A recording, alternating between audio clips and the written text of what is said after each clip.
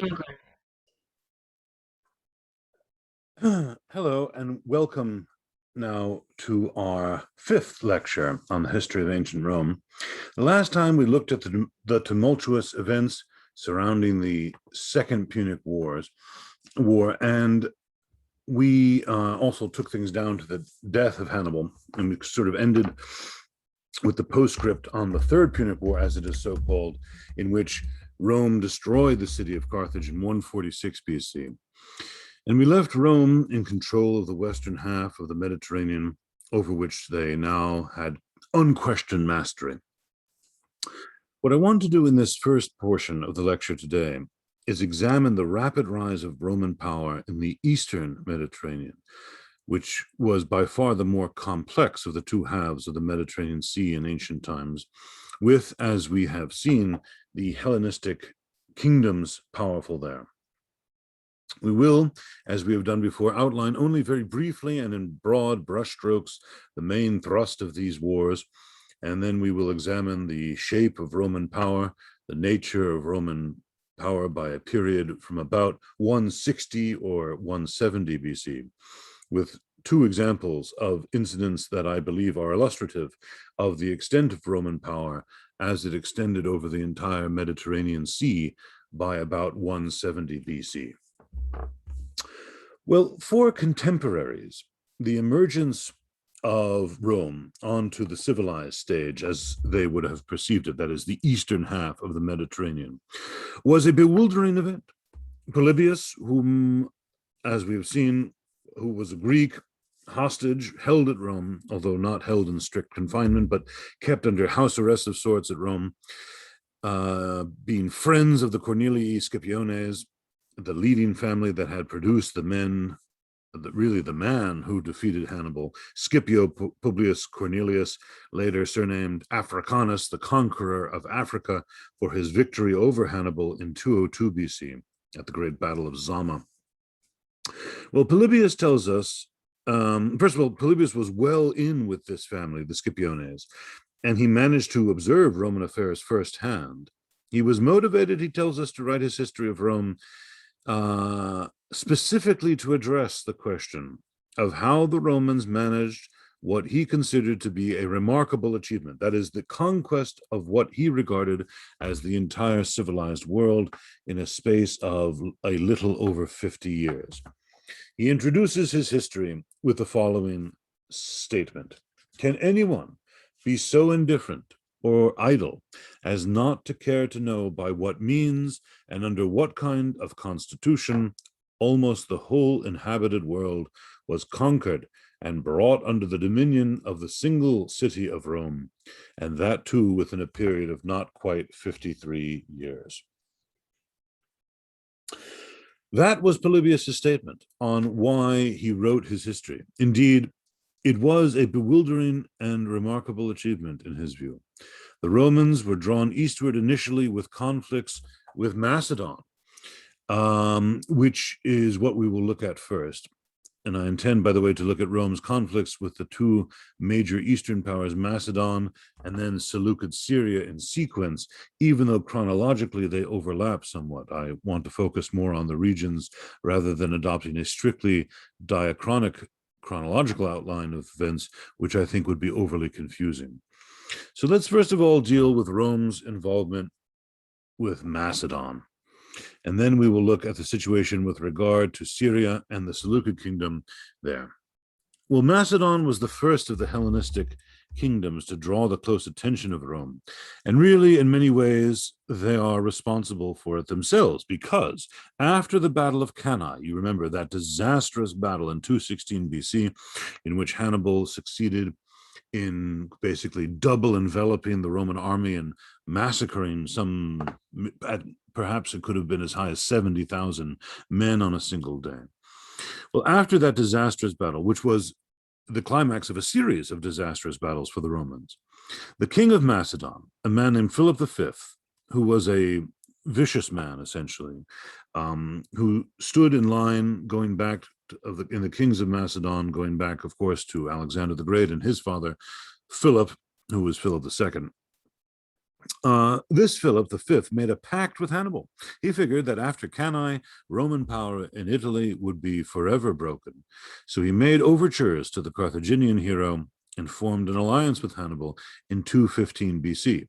We actually have the text of this treaty because Polybius actually quotes it.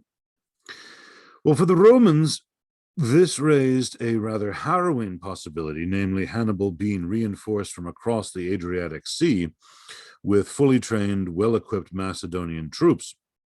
This may have changed the face of the war in Italy considerably had it happened. Remarkably, even though they were in the depths of their despair following the defeat at Cannae, and they tried to reconstruct their forces after that catastrophe.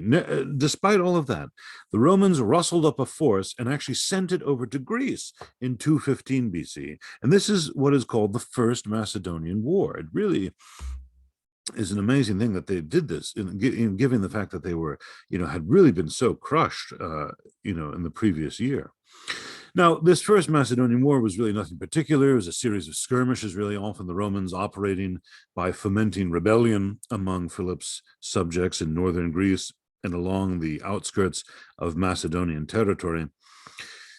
After a series of skirmishes, as I say, the war came to a negotiated end in the year 204 BC with really nothing achieved.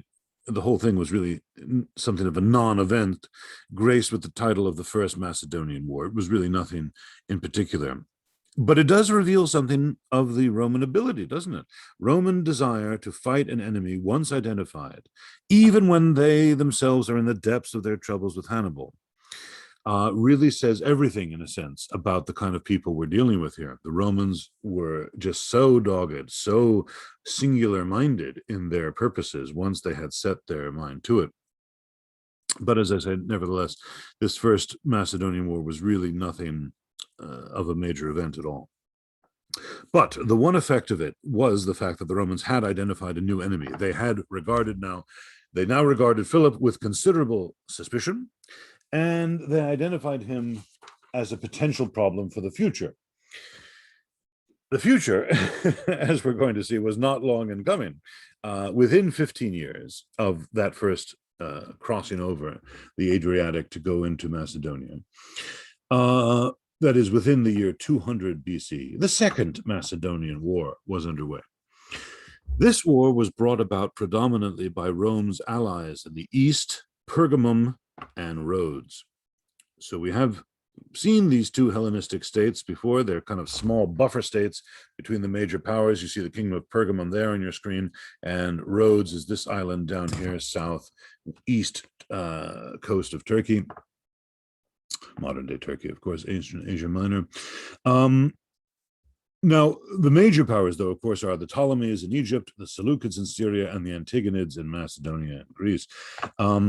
But these two smaller states, that is Pergamum and Rhodes, had become allies, that is, friends of the Roman people.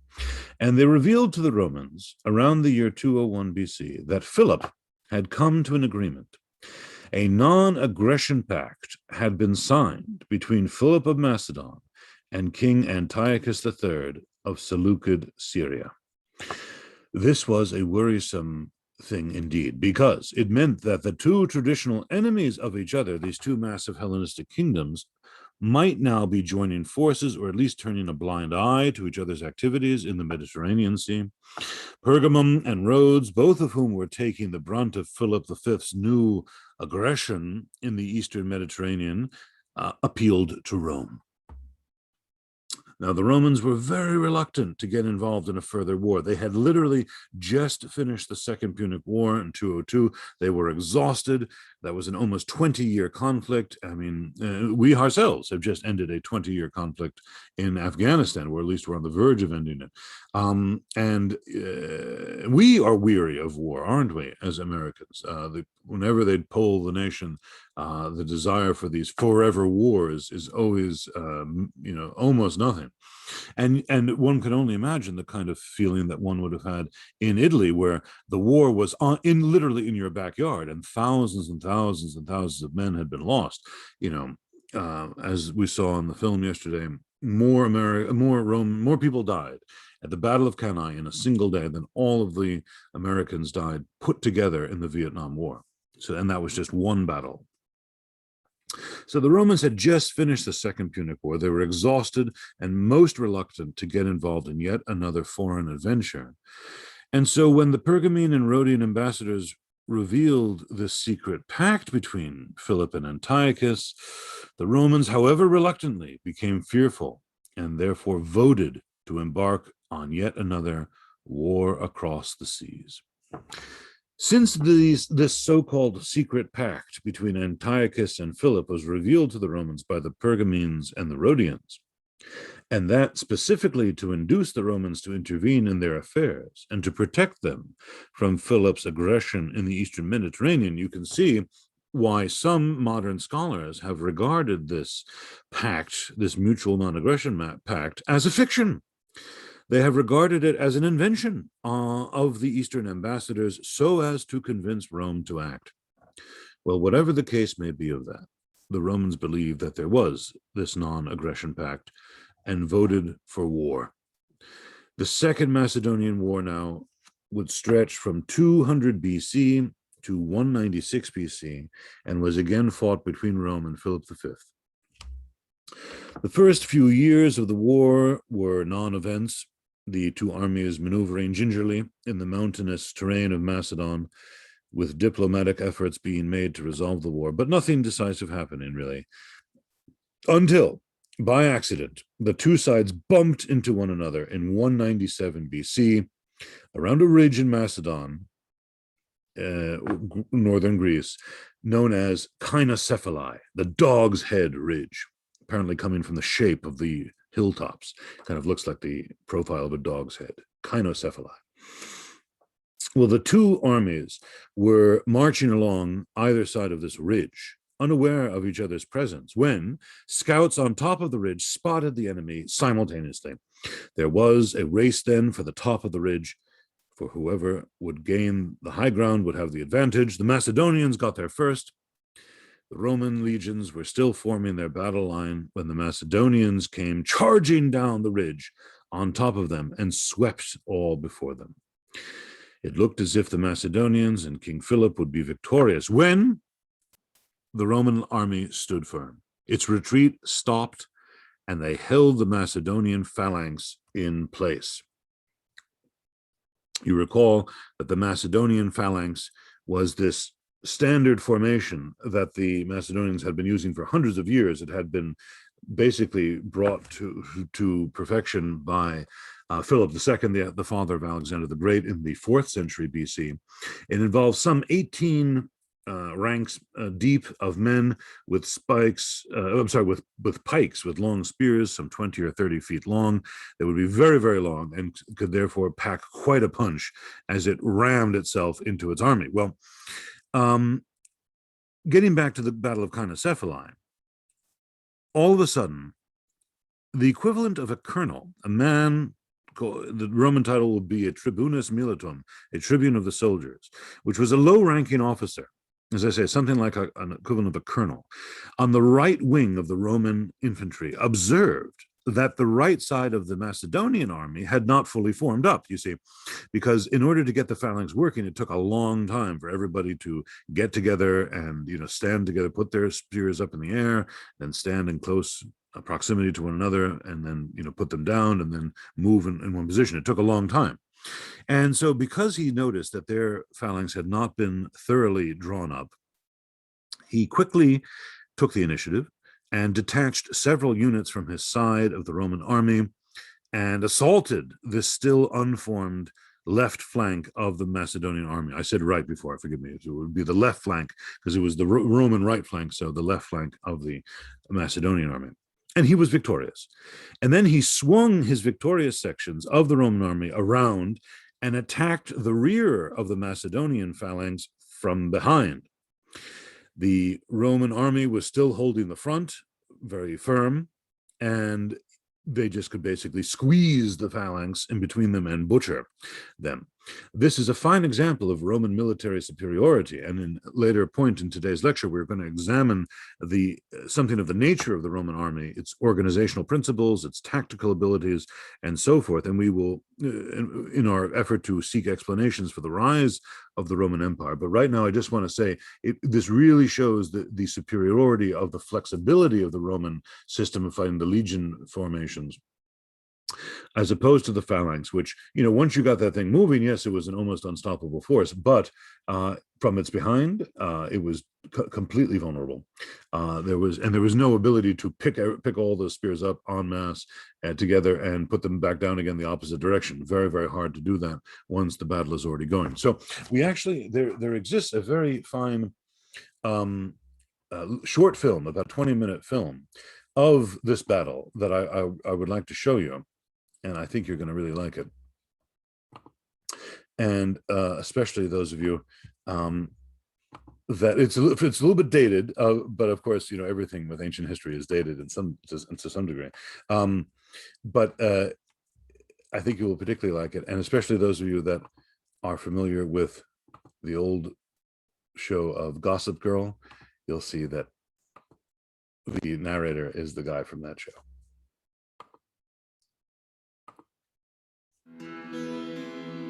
This is Kynacephali, near the modern town of Lorica in central Greece. I'm Matthew Settle.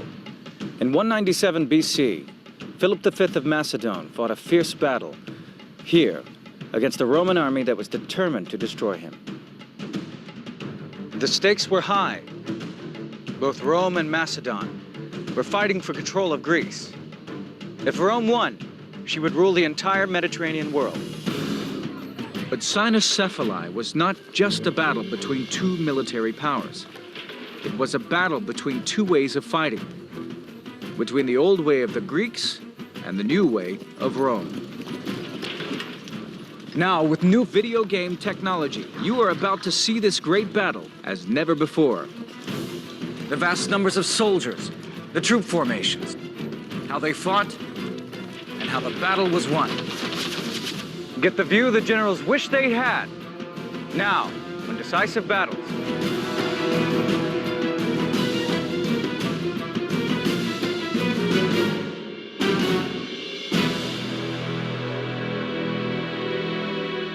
Macedon in northern Greece was the homeland of Alexander the Great. Philip V wanted to follow in the footsteps of his famous ancestor and make Macedon a great power once again. He became king in 221 BC at the age of 17, and for the next 40 years he set about expanding his kingdom.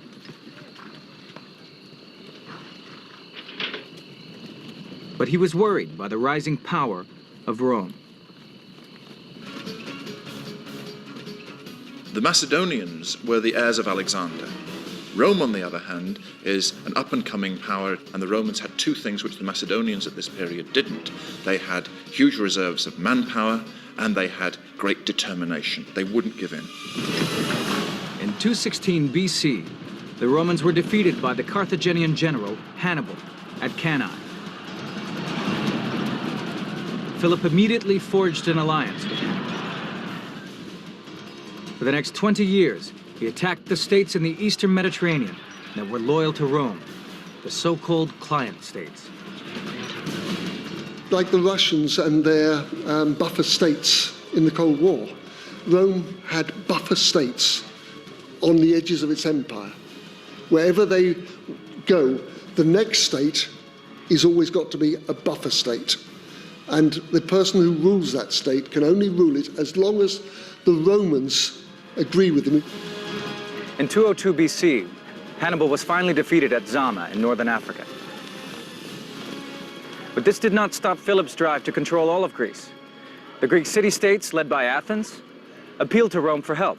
For them, even rule from Rome was preferable to Philip's brutal regime. The Romans were keen to help. They had an iron grip on most of the Mediterranean. Greece was the last piece in the jigsaw. But the war against Hannibal had exhausted Rome. Although she sent an army against Philip in 200 BC, she didn't have the stomach to fight. It was not until 3 years later, in 197 BC, that a campaign was organized in earnest. The job fell to Titus Flaminius, a consul, one of 2 men elected each year to govern Rome. In time of war, consuls also served as supreme military commanders. He was only 30, which is young for a consul, but he had served with distinction in the war against Hannibal. He and his armies left for Greece. Philip and Flaminius were pretty evenly matched. Each commanded armies of roughly 25,000 men. The Roman commander Flaminius, he was a politician, but the army he was using was a veteran of the war against Hannibal. The whole of this army was formed up from people who had spent their whole life in arms. Flaminius had around 20,000 infantry, organized as legions, 2,000 slingers, 2,500 cavalry, and 20 elephants. The Romans were much more used to fighting enemy elephants than they were to using them themselves. Elephants were normally only used against cavalry because horses don't like the smell of elephants. Philip had 16,000 infantry, 4,000 slingers, around 5,000 mercenaries and allies, and about 2,000 cavalry. He fought like the Greeks had done for hundreds of years, and like his ancestor, Alexander the Great, in phalanx formation. His men grouped tightly together in a mass of pointed spears.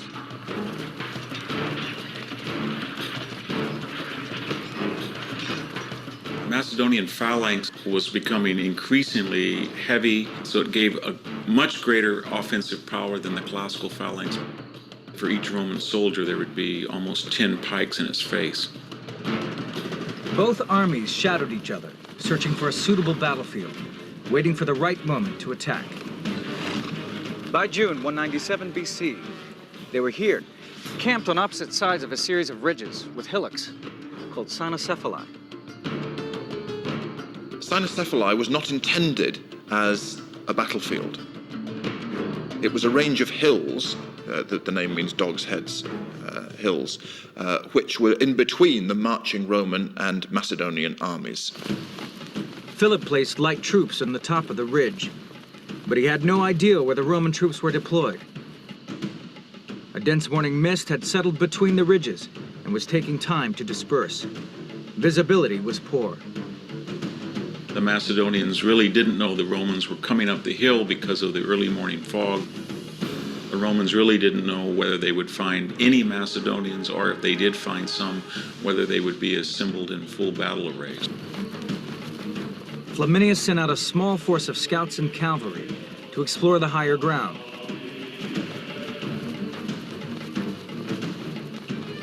Suddenly, they peered through the mist and found themselves looking straight at scouts from the Macedonian army.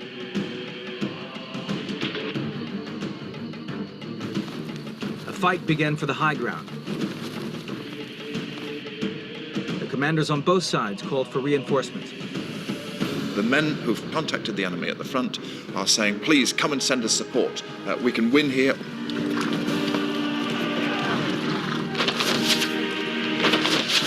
This was a real king of the hill fight. The Romans pushed the Macedonians up on the slope of the hill.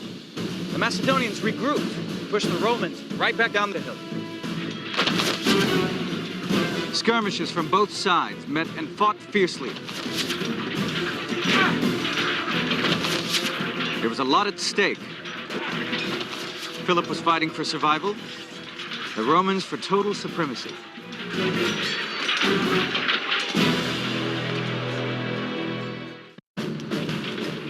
197 BC. Rome is battling to stop Philip of Macedon from seizing control of Greece. As the mist cleared, both Flaminius and Philip were nervous about sending reinforcements. No commander likes to be rushed into a battle against his or her better judgment. Also, they don't want to be caught out and miss an opportunity. The terrain didn't suit either army. It wasn't flat enough to line up the Roman legions or the Macedonian phalanx in battle formation.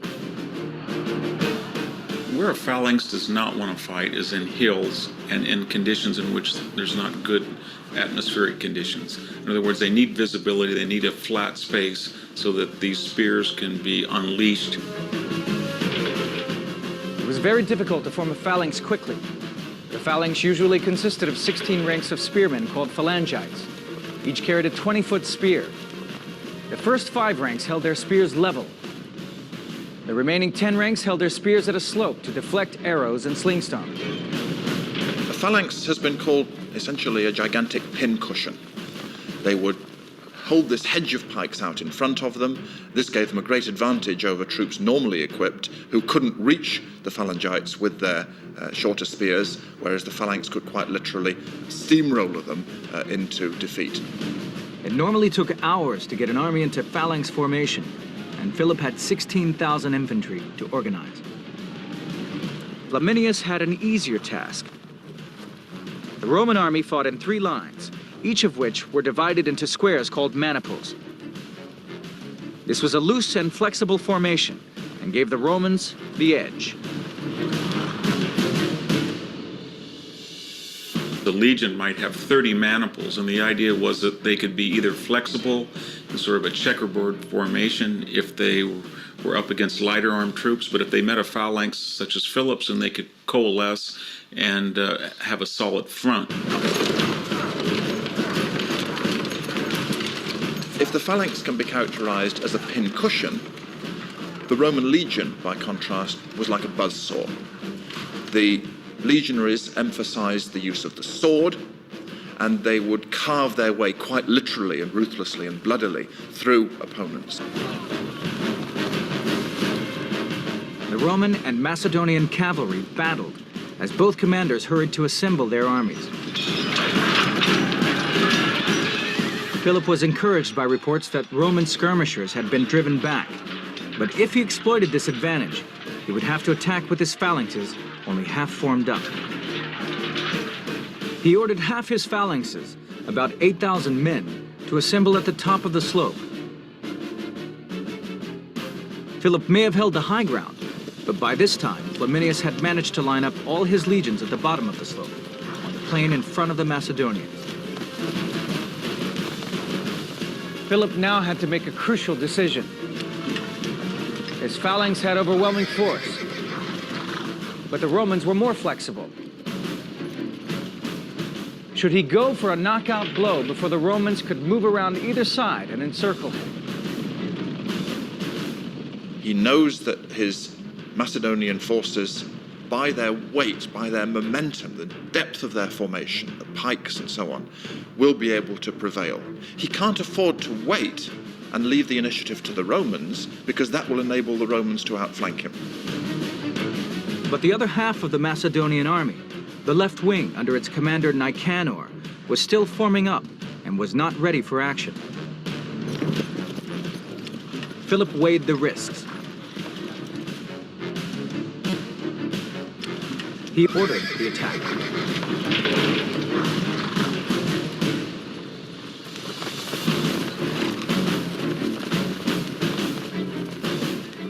As the phalanx rolled forward, every Roman threw his spear, the pilum, into the closely packed troops. The Macedonians crashed into the Roman left wing and drove them down the slope. The poor Romans on the left wing had to confront these pikes that were heading down at a great speed toward them. So anybody who was in that particular path of that onrushing sea of spears would be annihilated. But instead of going to the aid of the legionaries, Flaminius decided to hit the enemy where it would hurt most. Flaminius is relying on the endurance of the Roman legions. So even though they're being pushed back, they are not breaking. Flaminius has the time to do something else, and he does that with his right wing. Flaminius sent his own right wing against Nicanor and the Macedonian left, who had just struggled to summit the hill. The legion and the phalanx were locked in combat. The legionaries with sword and shield against the wall of razor-sharp spears. Flaminius had taken a huge gamble. Phalanx had never been defeated in battle. The Romans would have to do what no other army had ever done: fight their way through a forest of spears.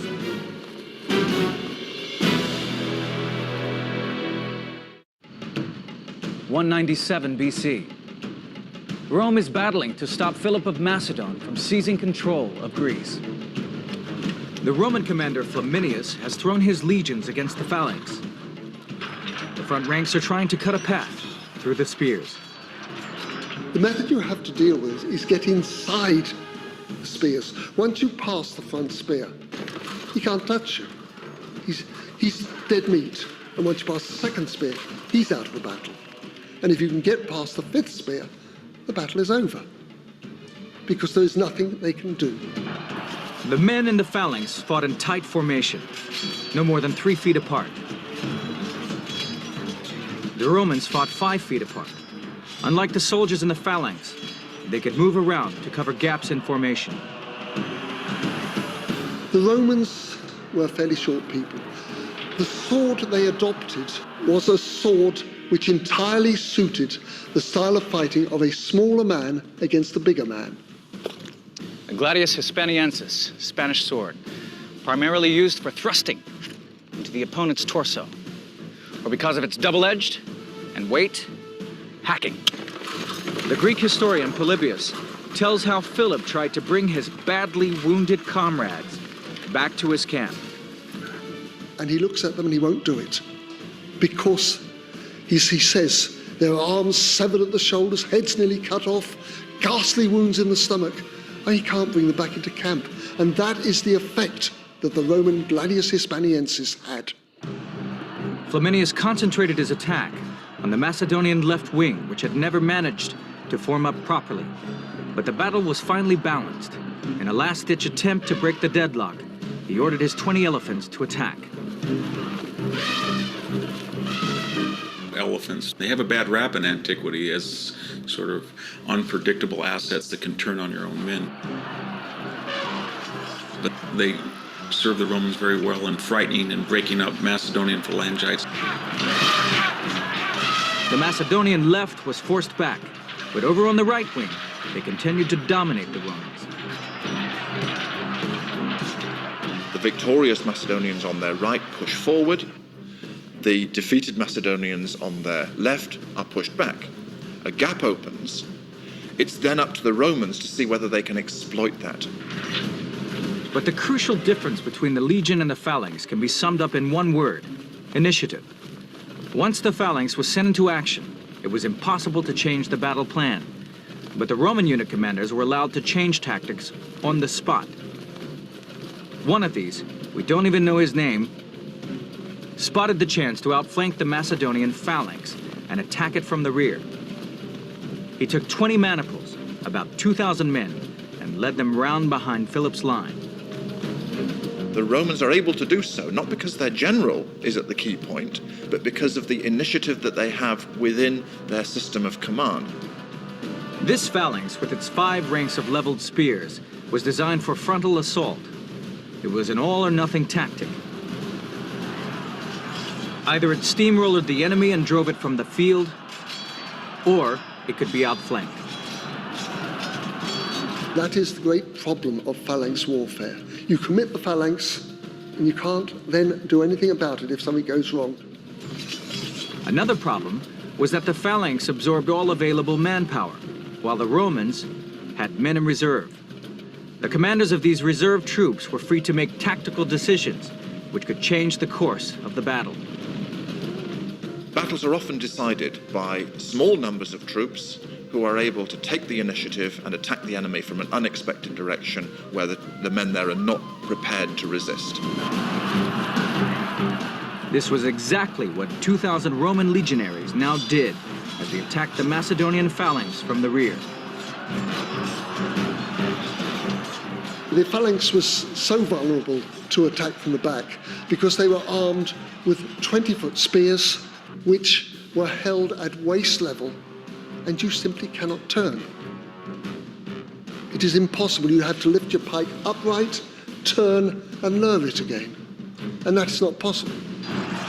In the rear, The phalanx was almost like an inside of an eggshell. It was absolutely fluid, vulnerable, and could be cut to pieces very quickly.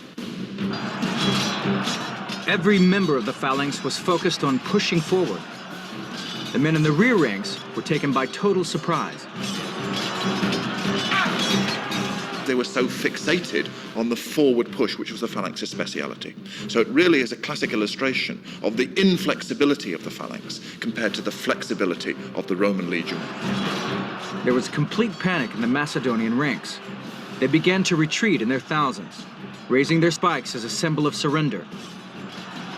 Either the Romans didn't understand this signal, or they just ignored it. They slaughtered thousands of the retreating army.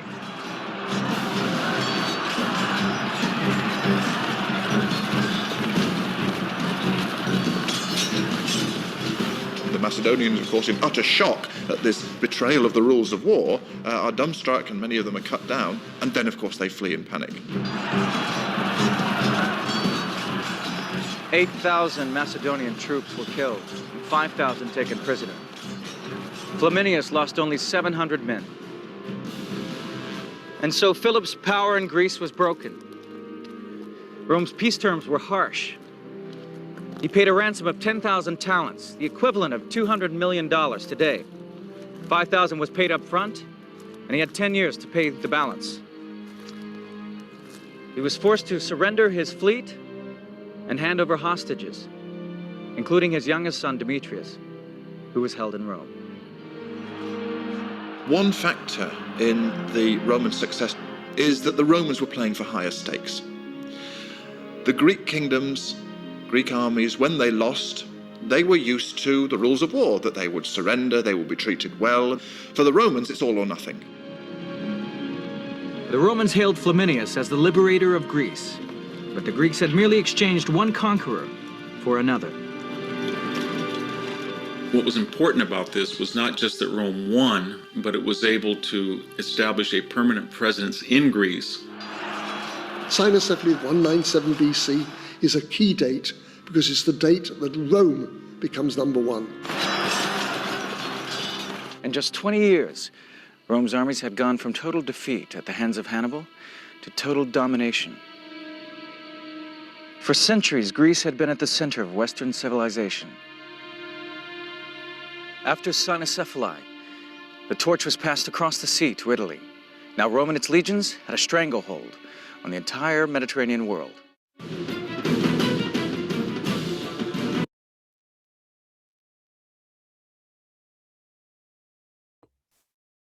All right, my friends, very interesting stuff there.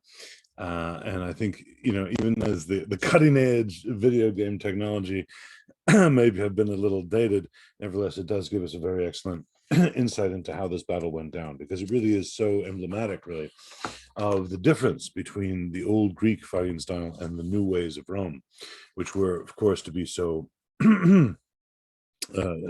so important and really, essential, really, to the whole way that Rome won its empire. So the Battle of Kynacephali, then, the Battle of Dogs' Heads, is a good example of the superiority of the Roman legions over even so well-trained and well-equipped an armament as the Macedonian Phalanx. With his army defeated, Philip was forced to negotiate a peace with the Romans, as you heard in the film, which he did, and essentially was debarred from interfering again in the affairs of Greece or the Aegean Sea. For the Greeks south of Macedon, people who had always had themselves under the thumb of the Macedonians, the Second Macedonian War was also important. The Romans, at the Pan-Hellenic Games at Isthmia, that is the Isthmian Games in 196 BC, the Romans declared the Greeks free. Titus Quinctius Flamininus, who we heard about in this movie,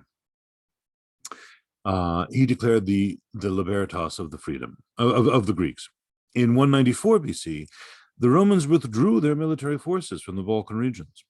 So it looked as if the Romans were genuinely not interested in extending their power permanently into the region. What people didn't seem to understand, though, was that the Romans can now consider themselves to be the protectors of the Greeks. They had on hand a perpetual excuse for interference in Eastern affairs should they ever need one in the future. Well, for the rest of his reign, Philip V towed the Roman line. He died in 179 BC and was succeeded by his son Perseus.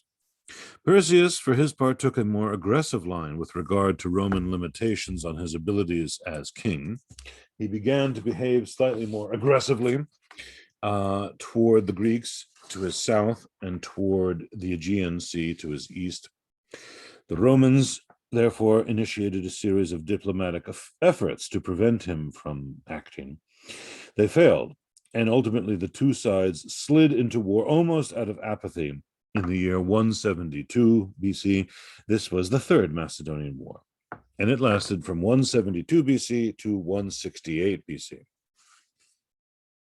After 3 years of not particularly effective maneuvering in northern Greece and Macedon, Roman legions and the Macedonian Phalanx once more faced off over the plain of Pydna in northern Greece, under the shadow of Mount Olympus, the mythical home of the Greek gods. The Macedonian Phalanx charged across the plain and crashed into the Roman legions. The Roman general on the spot, a man named Lucius Aemilius Paulus, who was a friend of Polybius and told him this, later commented that he had never seen or heard anything more frightening in his life than that charge.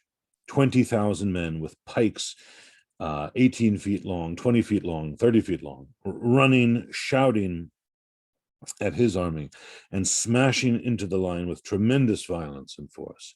And yet the Roman line held. And in fact, it broke the Macedonian line and utterly defeated the Phalanx in battle again. According to our figures, some 20,000 Macedonians were killed for the loss of only 100 or so Romans. It was an absolute rout. Well, after 3 interventions in Macedon, the Romans had finally had enough of the Antigonids, and they disbanded the Antigonid kingdom after the Third Macedonian War. This marks the end of the history of Antigonid Macedon. And the Romans created instead 4 independent republics out of the former territory of the Antigonid kingdom. These republics continued to exist until 150 BC, when a pretender, a man named Andriscus, appeared in the countryside claiming to be the son of Perseus, the son, that is, of the last king of the Macedonians. Peasants and others flocked to his banner, and the Romans were forced yet again to send an army into Macedon in what is sometimes called the Fourth Macedonian War, but really it was a small affair, and they put down this rebellion. They succeeded in doing so in 148 BC. And when they had done this, they decided that really enough was enough.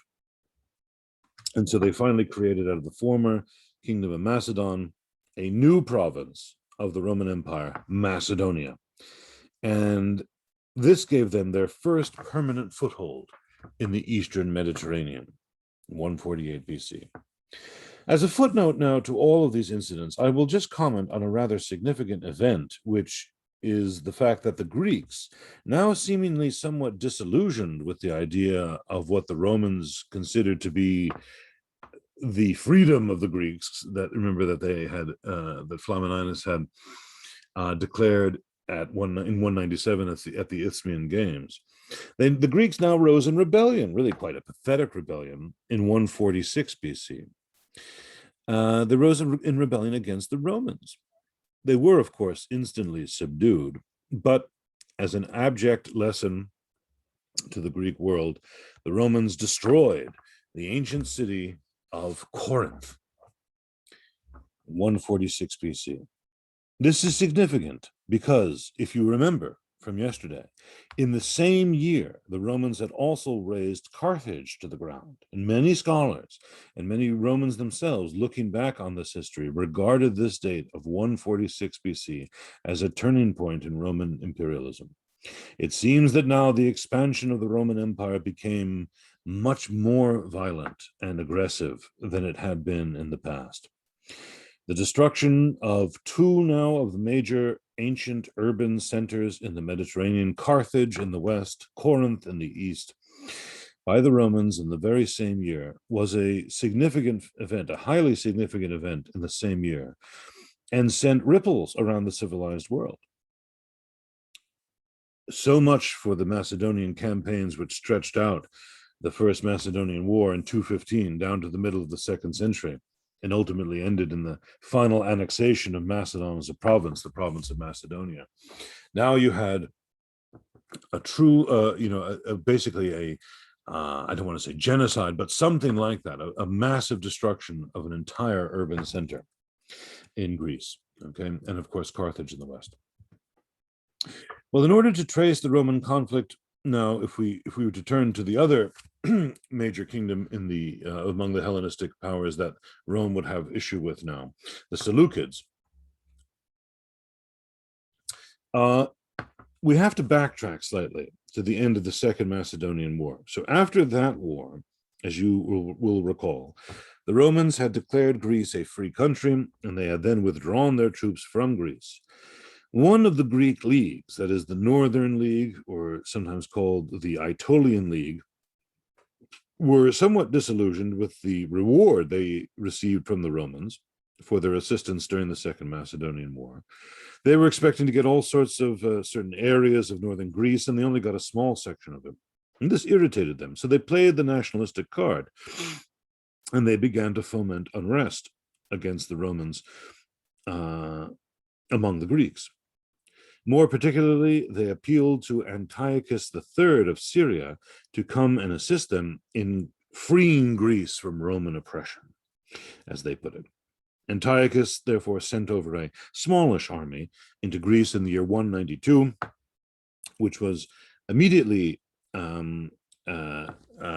witness to the Roman counter-mobilization, sending troops back into Greece after a 2-year absence. The Seleucid force was immediately thrown out of Greece in 190 BC.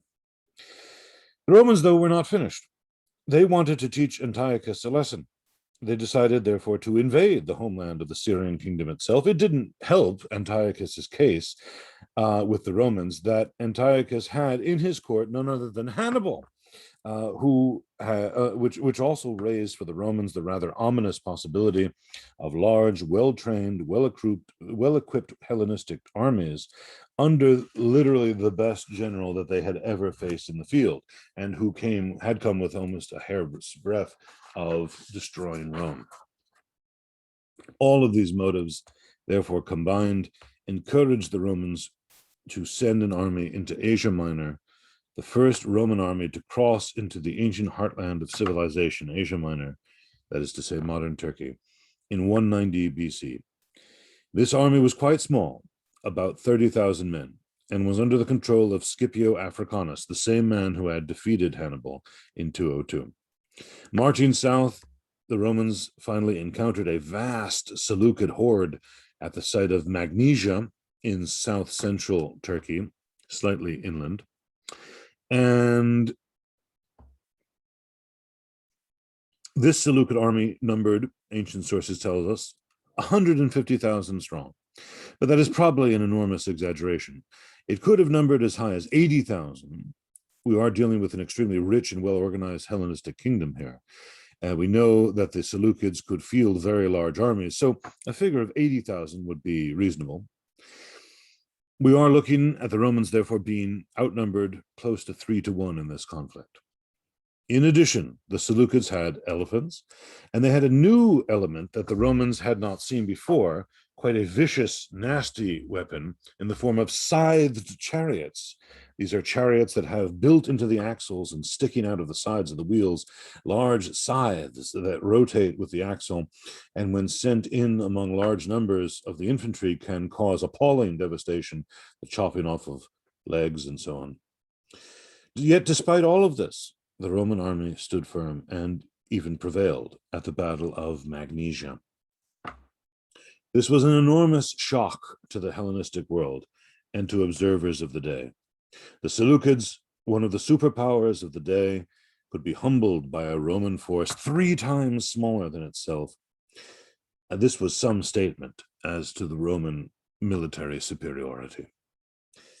Antiochus then was humbled, humiliated, forced to pay a vast war indemnity, extortionate really, but because the Romans knew he could pay it. They imposed a war indemnity of 15,000 talents of silver on him. This is an enormous sum of money, and no doubt somewhat extortionate, since the Romans knew the riches of the Seleucid kingdom.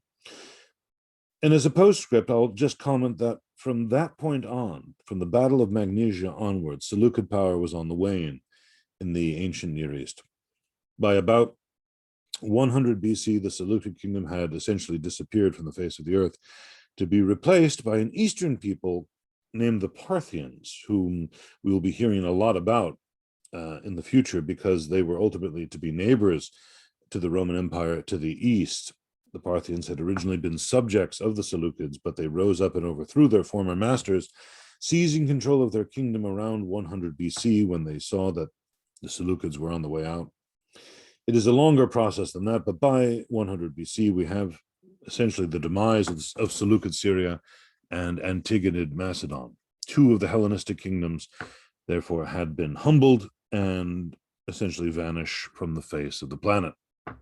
As a result of this, by about 160 BC or so, the Romans were in control of all the Mediterranean lands.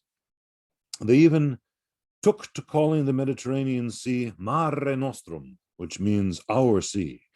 In many ways, of course, that was a perfectly legitimate or perfectly truthful estimation of the situation, because it was sort of a big Roman salt lake. Wherever the waters of the Mediterranean Sea lapped upon the shores, either there was direct Roman control or indirect Roman influence. The size, though, of the Roman Empire at this time, and this is so important, the size of the Roman Empire at this time in no way mirrors its hegemonic power over the Mediterranean lands. The Romans had only a handful of provinces. They had created a new province of Africa when they had destroyed Carthage in 146 BC. They had those two provinces in Spain. They had a province in the north of Italy, Gallia Cisalpina. They had the province of the very southern part of France, the area known as Provence. They had Sicily.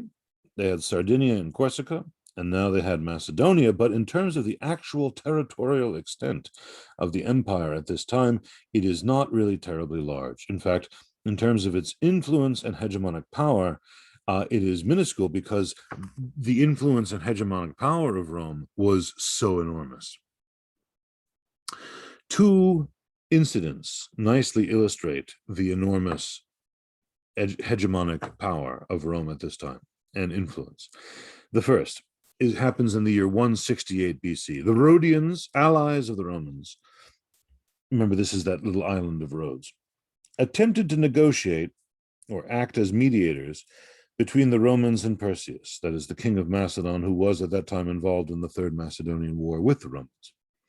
For whatever reason, the Romans were suspicious of this Rhodian action. It seems to us now to have been a fairly innocuous and decent thing to do, but some members of the Roman nobility were very suspicious of what the Rhodians were trying to do. And so as a result, the Romans destroyed Rhodes, not physically, it must be said, but economically. They destroyed Rhodes with a single decree of the Senate.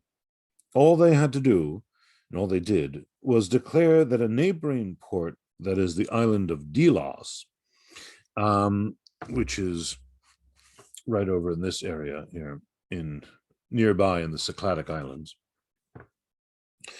They declared that this neighboring island of Delos was immune from taxes.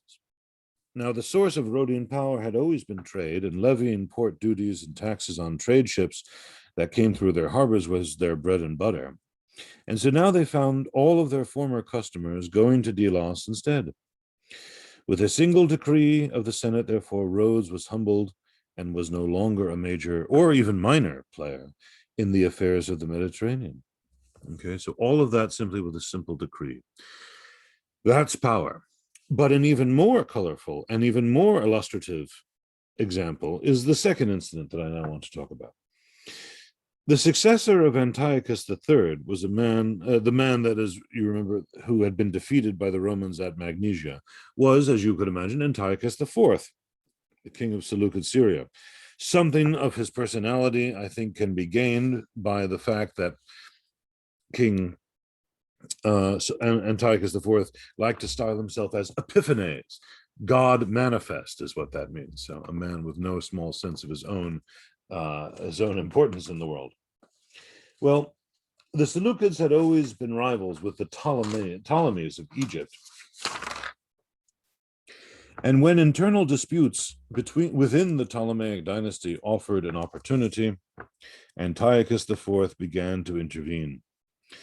He intervened under the guise of assisting one of the two sides in an internal dynastic dispute within the Ptolemaic dynasty. But in fact, it looks like he had designs over control of it, if not all of Egypt, then at least parts of it, the Nile Delta and the city of Alexandria. To be sure, this was a major port then and now on the Mediterranean seacoast. Well, Antiochus IV, at the head of a large, no doubt spectacular army, banners streaming, armor glinting in the hot sun, showed up in northern Egypt. The losing side in the dynastic dispute within the Ptolemaic dynasty appealed for assistance to Rome. You remember that the Ptolemies and the Romans had been friends going back all the way into the 3rd century BC. Well, the story goes that a Roman embassy was sent out to talk sense into Antiochus. The embassy was comprised merely of one man. His name was Gaius Popilius Linus. He was an old ex-consul, a wizened Roman senator. He appears before Antiochus in front of their army, dressed only in his toga, and accompanied by his two attendants carrying the fasces. You see that bundle of sticks there with the axe head tied into it, one kind of crouching behind him, the other sort of in the center off to the side. And these were symbols of his imperium, his power and Roman authority. And here we have Antiochus in his full armor with his army behind him, facing a single aged Roman senator. Antiochus steps forward and stretches out his hand to greet the Roman senator, who simply looks back impassively and does not extend his own hand in greeting.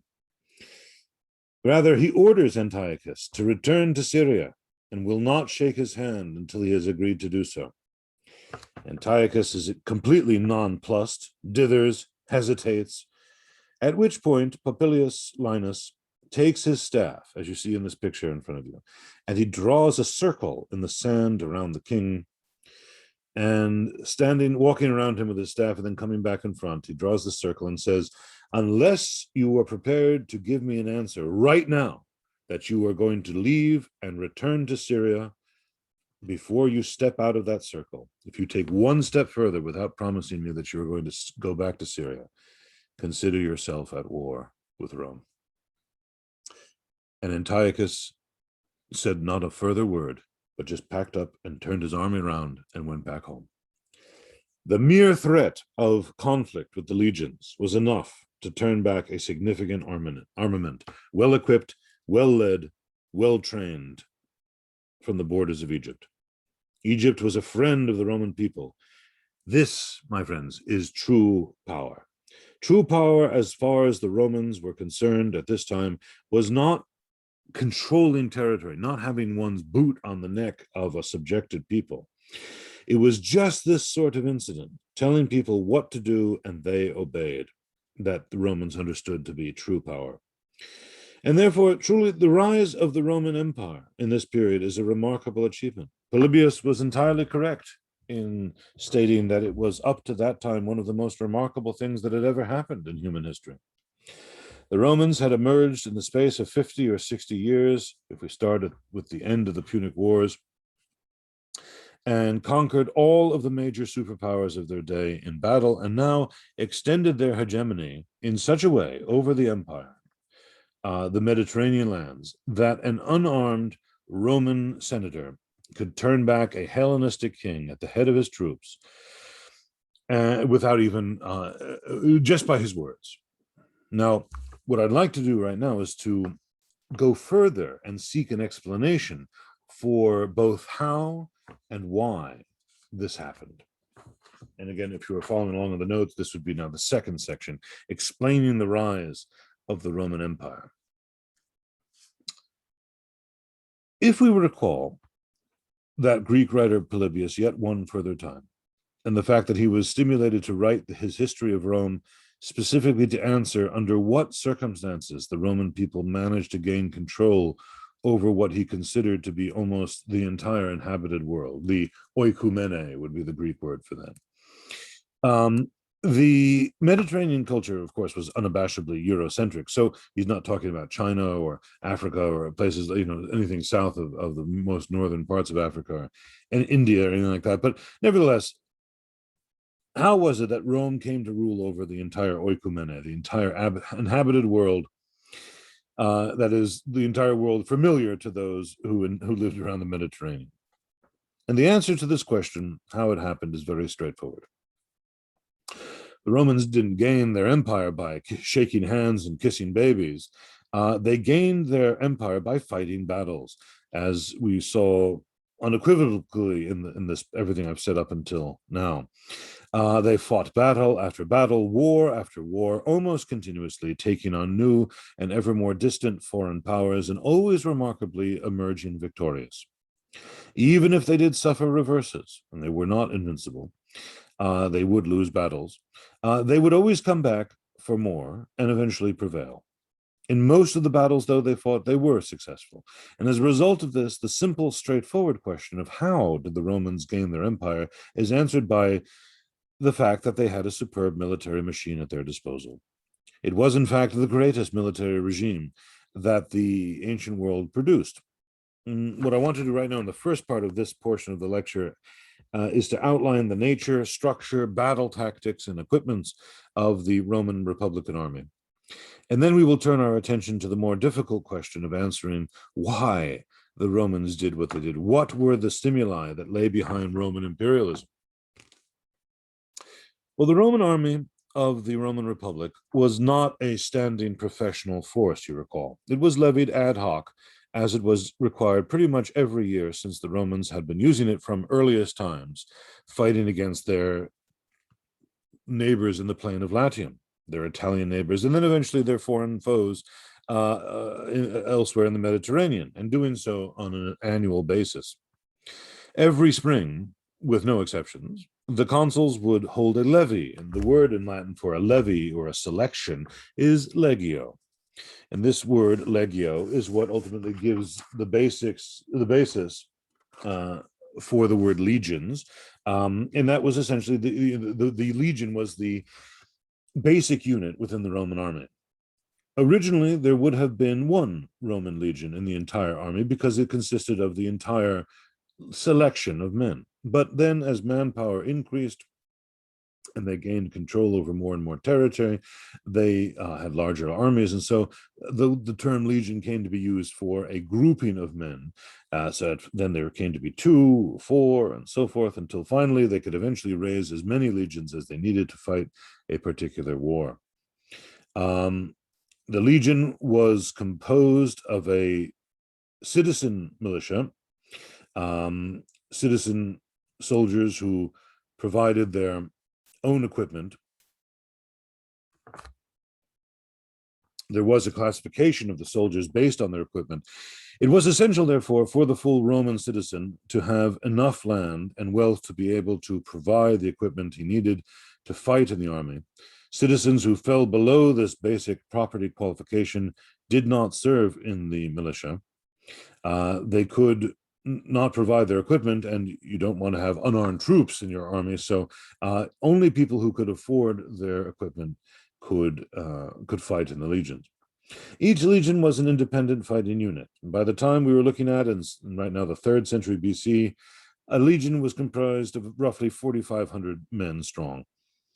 It was originally organized tactically, as we learned about in an earlier lecture, into the Greek-style phalanx, a single mass of heavily armed infantrymen. But sometime in the 5th or later in the 4th century BC, early on, therefore, the Romans switched that basic tactical unit of their legion and changed to the Italian formation known as a manipulus, or a maniple, as it's anglicized, literally means a handful. And this was a smaller tactical unit within the legion. Each legion would be comprised of 30 maniples, and the maniples themselves were further broken down into 2 units called centuries. Obviously, this comes from the word centum, which means 100. So supposedly they would have been 100 men strong, although in all of our sources, they seem to have been actually less than that, about 60 heavily armed infantrymen, kind of like a platoon or something like that, and 20 light armed skirmishers per century. So each maniple would be about 150 men strong, therefore. Each century was commanded by an officer called a centurion. Now, these were extremely tough fighting men. These were originally rank and file soldiers who made it up through acts of bravery in the field and had become officers. And as a result, they were extremely hard fighting men, these centurions. There was a whole rank of them. If you were the chief centurion in the first century in the first maniple, then you were the head centurion of the whole legion. You were practically one of the chief commanding officers of the whole army. The troops were further divided by age. And this is an interesting feature of the Roman army that we don't really have anything like in our army. There were 30 maniples per legion. These were subdivided into 10 maniples each of certain age groups. We have 3 divisions dependent on age and equipment, therefore.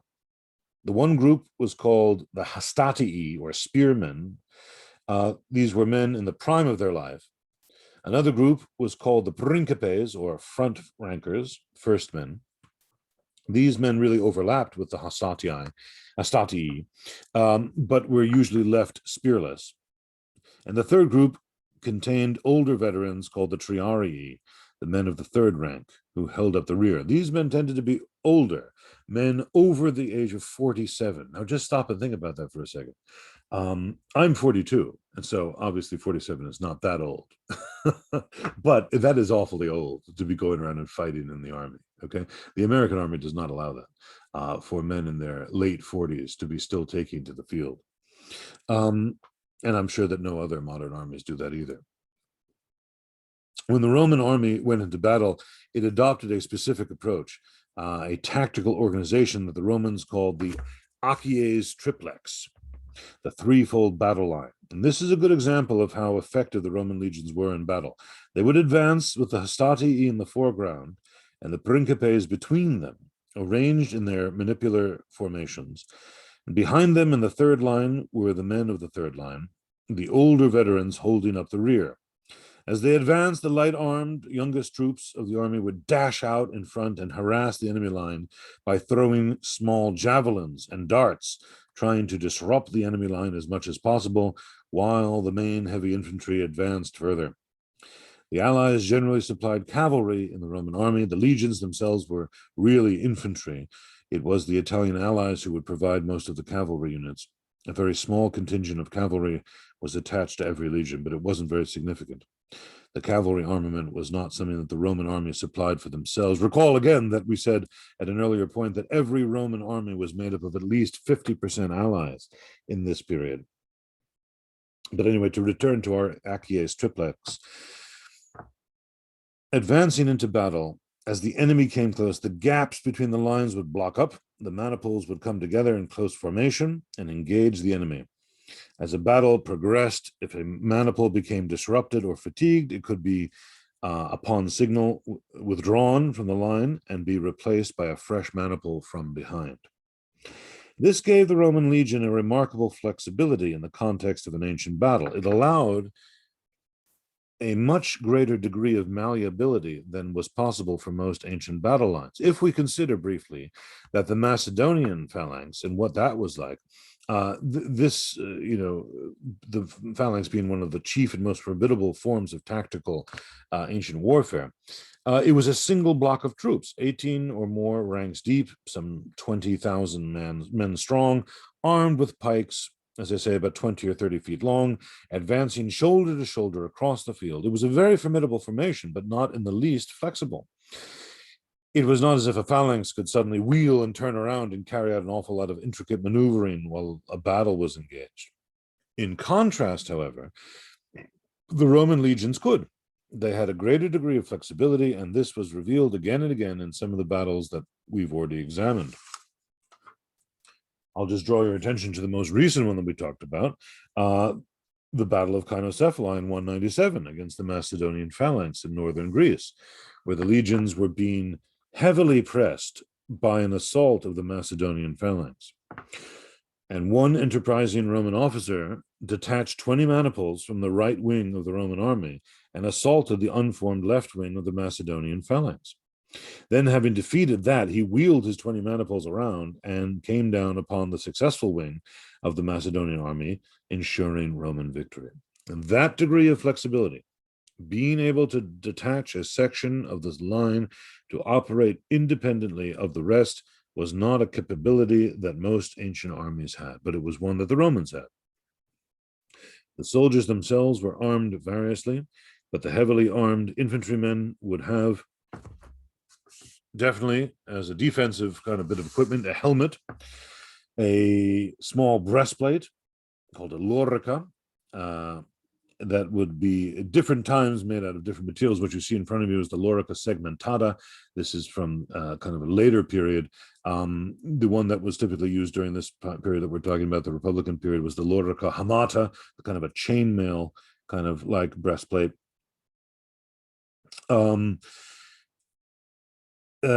there would be a soldier would have a greave on one of his legs. That would be some kind of shin guard, usually for his left leg only.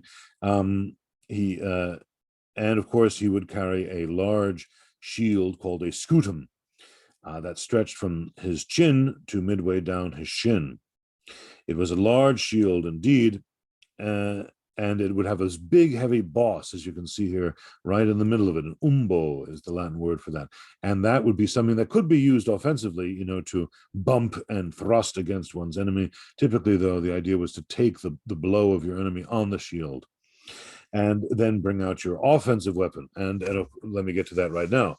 As far as offensive weaponry, a Roman infantryman, a legionary, would carry a short cutting and stabbing sword, which the Romans had picked up from the Spaniards, and it was subsequently called the Spanish sword, the Gladius Hispaniensis. His beastly, nasty little 2-foot-long sword, very much like a machete, but it has a point to the end of it. Okay, and the impact of this can be, if you, I don't suggest doing this, but if you want to, you can Google the pictures of Rwanda and what the kind of damage that you know, and there's all sorts of depictions, literary depictions from ancient Roman sources that describe the devastating impact that this sword would have on its enemies, you know, hacking off limbs and heads and all sorts of other things. In addition to that, the Roman soldier would have 2 javelins. They were called pila, in the plural, pilum in the singular. The javelins were all of a specific design and very clever and very lethal. They had a long, thin, narrow iron spike at the top, as you can see here in this picture, barbed at the end, and about 3 feet long, maybe a little bit longer, and it would be attached to a wooden shaft. One javelin was lighter, and the other one was slightly heavier. When the order to charge came, the Roman legionary would rush forward and throw their light javelins in a volley onto the ranks of the enemy. One must imagine for a moment just that fact alone, the devastating effect that such a volley would have had. Maybe 15,000 or 20,000 javelins descending on the front ranks of the enemy side, these meter-long spikes. If you got hit by one, of course, you would be literally transfixed, and this would have an appalling psychological effect on one's neighbors. It wouldn't be exactly encouraging as you engage the legions. But if it happened to strike your shield, the meter-long iron spike at the front would buckle, and it would prevent you from putting the javelin out and pulling it out and throwing it back at the Romans. And then, of course, it would act as an impediment on your shield. It would be stuck, barbed into your shield, and you would then have to throw away your shield because you know it had this big thing hanging out of it, and then of course you're defenseless. So, as you're trying to deal with all that, with the first volley, in came the second volley of weighted javelins on top of the enemy side, and as you're trying to recover from that one, you would then face the mass of legionaries pushing forward with their large shield and the deadly short stabbing swords flicking out between the shields, dealing death in no short order. Altogether, then, the Roman legions are a very formidable tactical unit, and this is the chief reason the Romans were so successful in their conquest of the Mediterranean. They nearly always won, even in the face of overwhelming odds.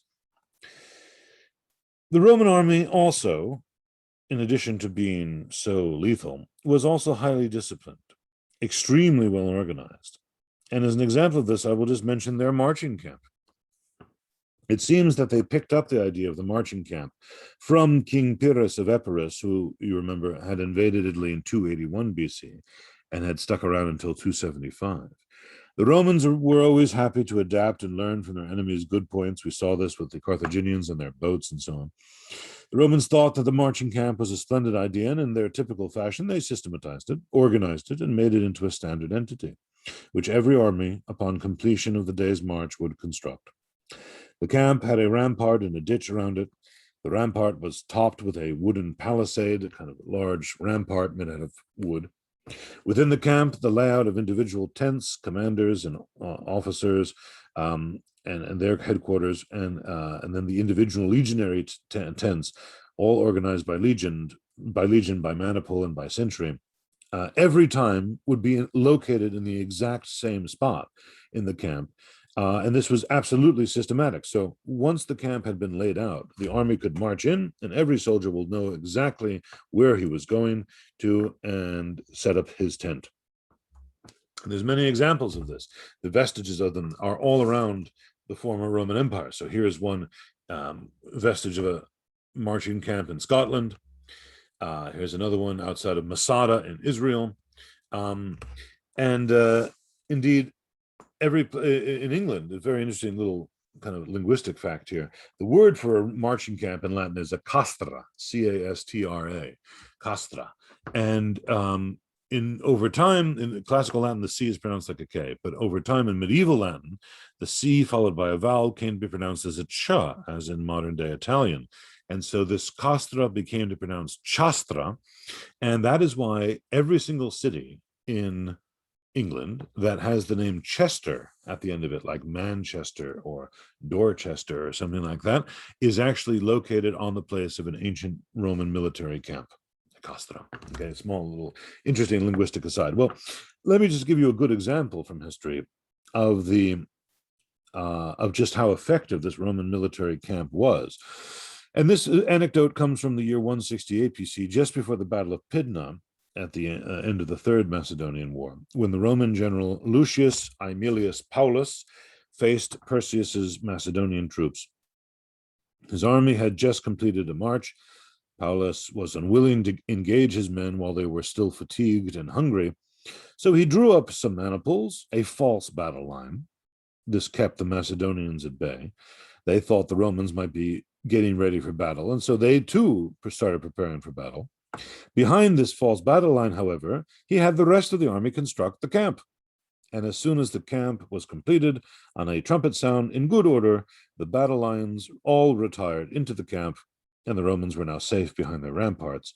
Everybody got a good night's sleep, a good meal, and the next day they came out after breakfast and wailed upon the Macedonians, killing 20,000 of them before lunchtime. The marching camp, therefore, is a good example of Roman discipline and good order and organization. Briefly, though, I will mention the strict discipline that obtained within the Roman army. This is something that no modern-day army would have ever the willingness to put up with, the way that the Romans enforced discipline. If, for instance, a centurion fell asleep on his duty, the common punishment was for him to be beaten to death with clubs in the center of the camp by men from his own century, on the logic that he had endangered their lives. There's even a word for this. It's called the Fustuarium. Fustus means a club in Latin. So the Fustuarium was this nasty, vicious punishment meted out by the soldiers who were, upon those soldiers who were guilty of abject dereliction of duty, like falling asleep on sentry duty in the camp. Cowardly or undisciplined behavior, especially on the part of whole units, was also punishable. The Romans, of course, didn't find it effective to execute an entire unit. Of course, that would be like getting rid of, hundreds and hundreds of men. So, but if a unit had disgraced themselves and had run away in battle or something awful like that, the Romans developed a system called decimation. And this would take a unit that had abandoned its post or in some other way behaved cowardly in battle, or had just been judged to, have not done something right on a large scale. All the men of that unit would be drawn up, and they would draw lots. Okay, every 10th man in the unit would then be taken out and would be beaten to death by the other 9 men standing beside him. You would beat to death your own comrades, maybe even your own friends. This is called decimation, obviously coming from the word, decum, where we get our word decimal from, 1/10. 1/10 of the men would all be killed. That is where our word decimation comes from. In the typical Roman fashion, though, if there were all these horrible forms of punishment, these forms were mirrored or matched by the carrots of rewards, these brutal sticks. There were all sorts of rewards available to the soldier who performed well. For instance, there were various crowns and medals. There was a possibility of being summoned in front of the army and praised by the commanding consul in person, by name. There was strict discipline, to be sure, but also a complex system of rewards so as to ensure that the soldiers fought to their best potential every time.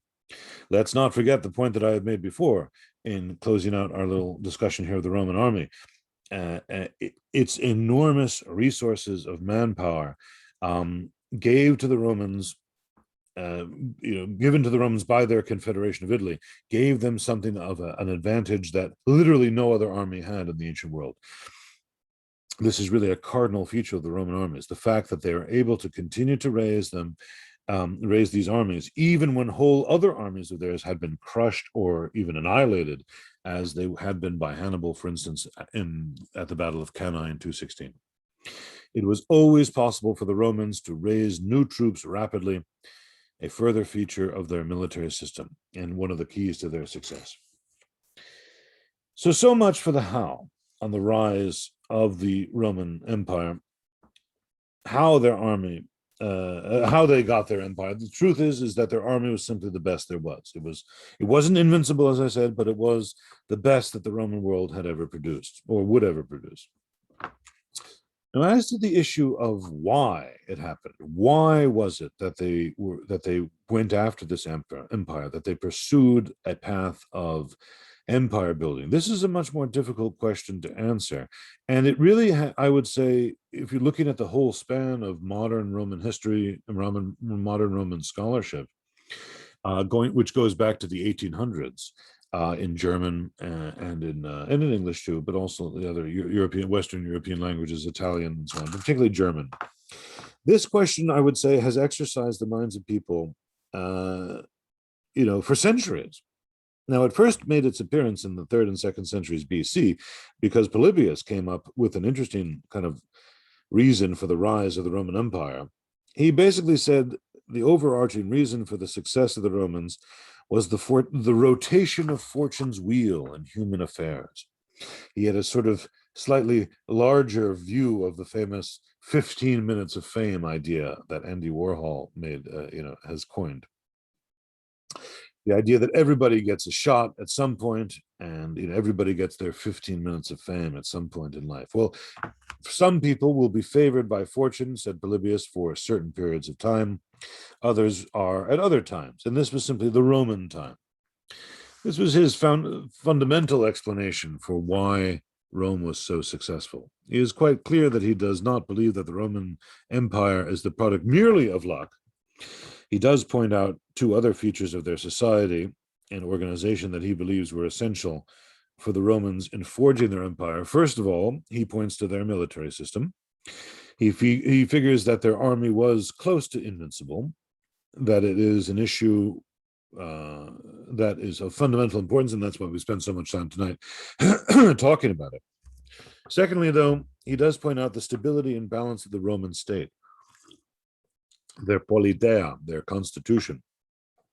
He is convinced that among other states, other polities that he is familiar with, The Roman Republic is an extremely well-balanced and cleverly constructed state that allows the Romans a high degree of internal stability, an internal concord that allows them to focus their attention more closely on external expansion. You see, the Roman state, the shape of the Roman Republic, is something to which we will devote a whole bunch of time in our next lecture. But if we just put that aside right now, this is basically what he's saying, that while many other Greek states were constantly dealing with civil wars and upsets and all sorts of riots and stuff like that, the Roman state was incredibly stable because of its ingenious mixed nature. And he talks a lot about this, the mixed nature of the constitution, the politea mixte, that it combined aspects of monarchy, oligarchy, and democracy, the three kind of canonical forms of government in Roman ancient political thought.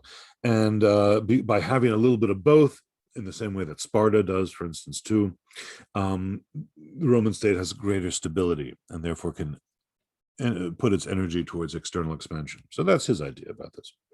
What do the Romans themselves say about their empire? Well, the fact of the matter is that the Romans didn't do a whole heck of a lot of soul searching about why they had their empire.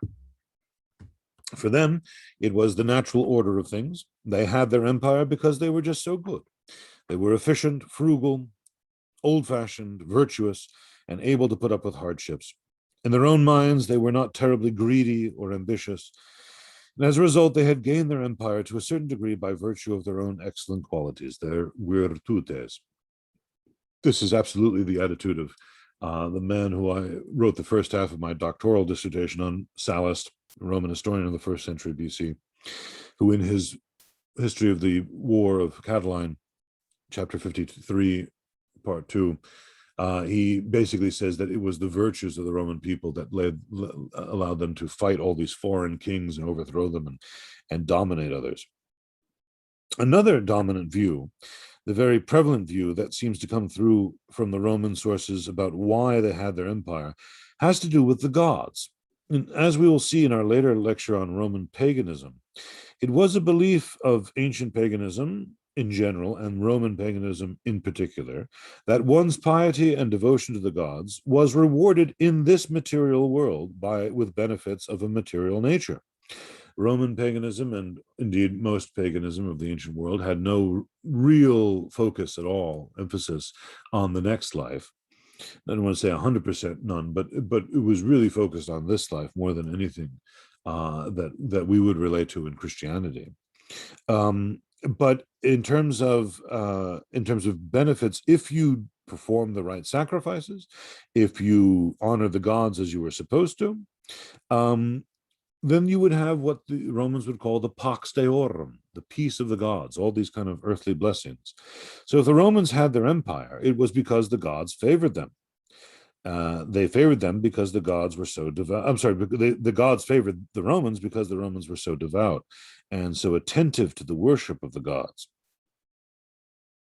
In a certain way, therefore, the Romans believed they got their empire as a gift of the gods. And this is an important point to remember if you study the emergence of Christianity within the Roman Empire, where I teach a whole class in this. I'm teaching it right now this summer on pagans and Christians, which one of the reasons why the Romans persecuted Christianity was because Christians refused to sacrifice to the gods, and therefore, in the Roman mind, that would endanger not just that would not just put in danger kind of a religious sort of it wasn't just a religious scruple.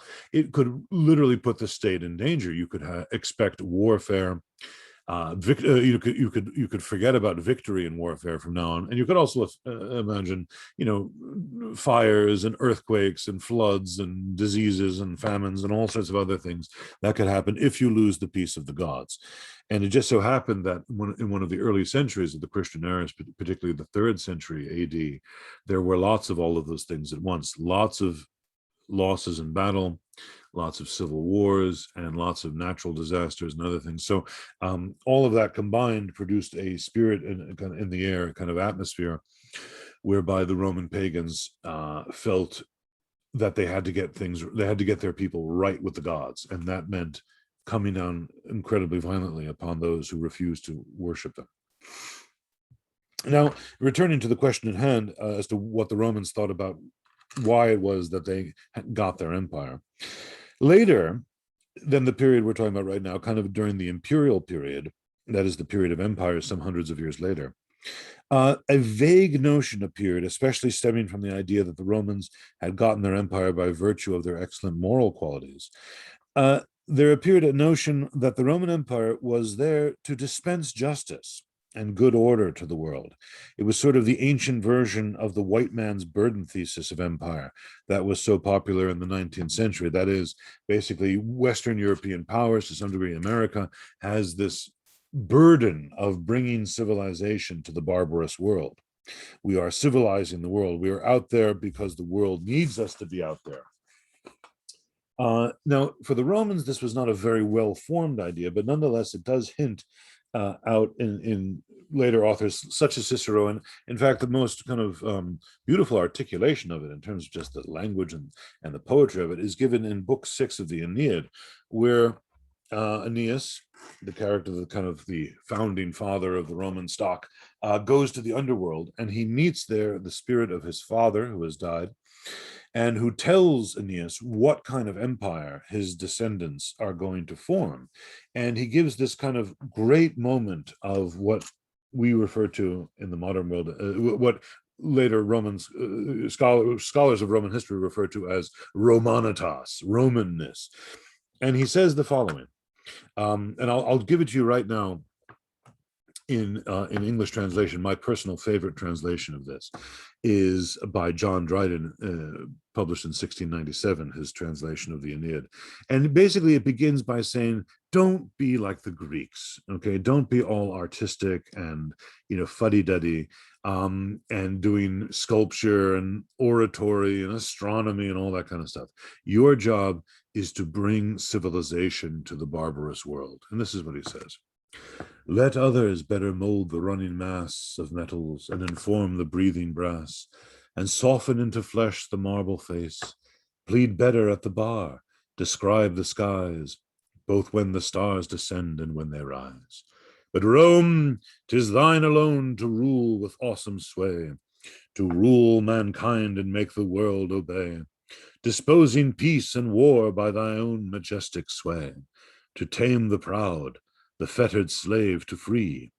These are imperial arts and worthy thee. Now, just to give you one small little sample of what the Latin language sounds like, and moreover, what the beautiful flowing sonorous hexameters of Virgil are like. Virgil is the author of the Aeneid. I'm going to give you those exact same lines in the original. Listen carefully to the rhythm of the poem, which is written in something called dactylic hexameter, a kind of meter that goes with one long followed by two short syllables, ending with two long ones.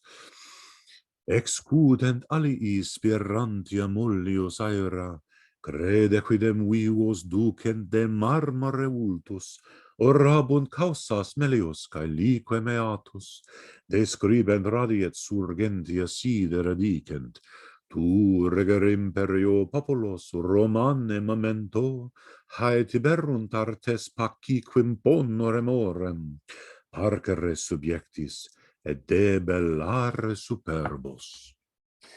So that was an idea that was put forward at a later time about why the Romans had the empire that they had, so as to civilize the world. But by and large, it must be said that the Romans themselves, as I said before, didn't do a heck of a lot of soul searching about why they had their empire. They simply sort of accepted it as fact. Nevertheless, and quite to the contrary, this has been a subject that has exercised the minds of modern scholars much more than it did ancient ones. And now what I want to do is turn our attention to some modern explanations, modern views of why the Romans expanded so rapidly in the 3rd and 2nd centuries BC. Various modern ideas have held sway over the years, and I'm just going to outline 3 of the more influential ones for you. In the 19th century, the great German historian of ancient Rome, kind of an Olympian figure with over 1,500 publications to his name, Theodor Mommsen, formulated the notion of defensive imperialism. It's a very, very famous phrase that took off, but he coined it. He explained the Roman idea that they had never fought an unjust war. All the wars they had fought, they believed, had, and they claimed, had either been in defense of themselves or of their allies. And Mommsen basically takes them at their word in this. He looked at some other of the facts, such as that they were very reluctant to go over into Greece and only did so because of the request of other people like the Rhodians and so on. And he hinted at the idea that the Romans basically forged their empire out of self-defense, out of fear that was inculcated in them all the way back at the beginning of their history in the early days, when, for instance, in 390 BC, they had been sacked, Rome had been sacked by the Gauls, and of course, even more so by Hannibal's invasion of Italy in the 3rd century BC, the Second Punic War. Always wary of external enemies, therefore, who might try to do the same thing again. Fool me once, shame on you. Fool me twice, shame on me.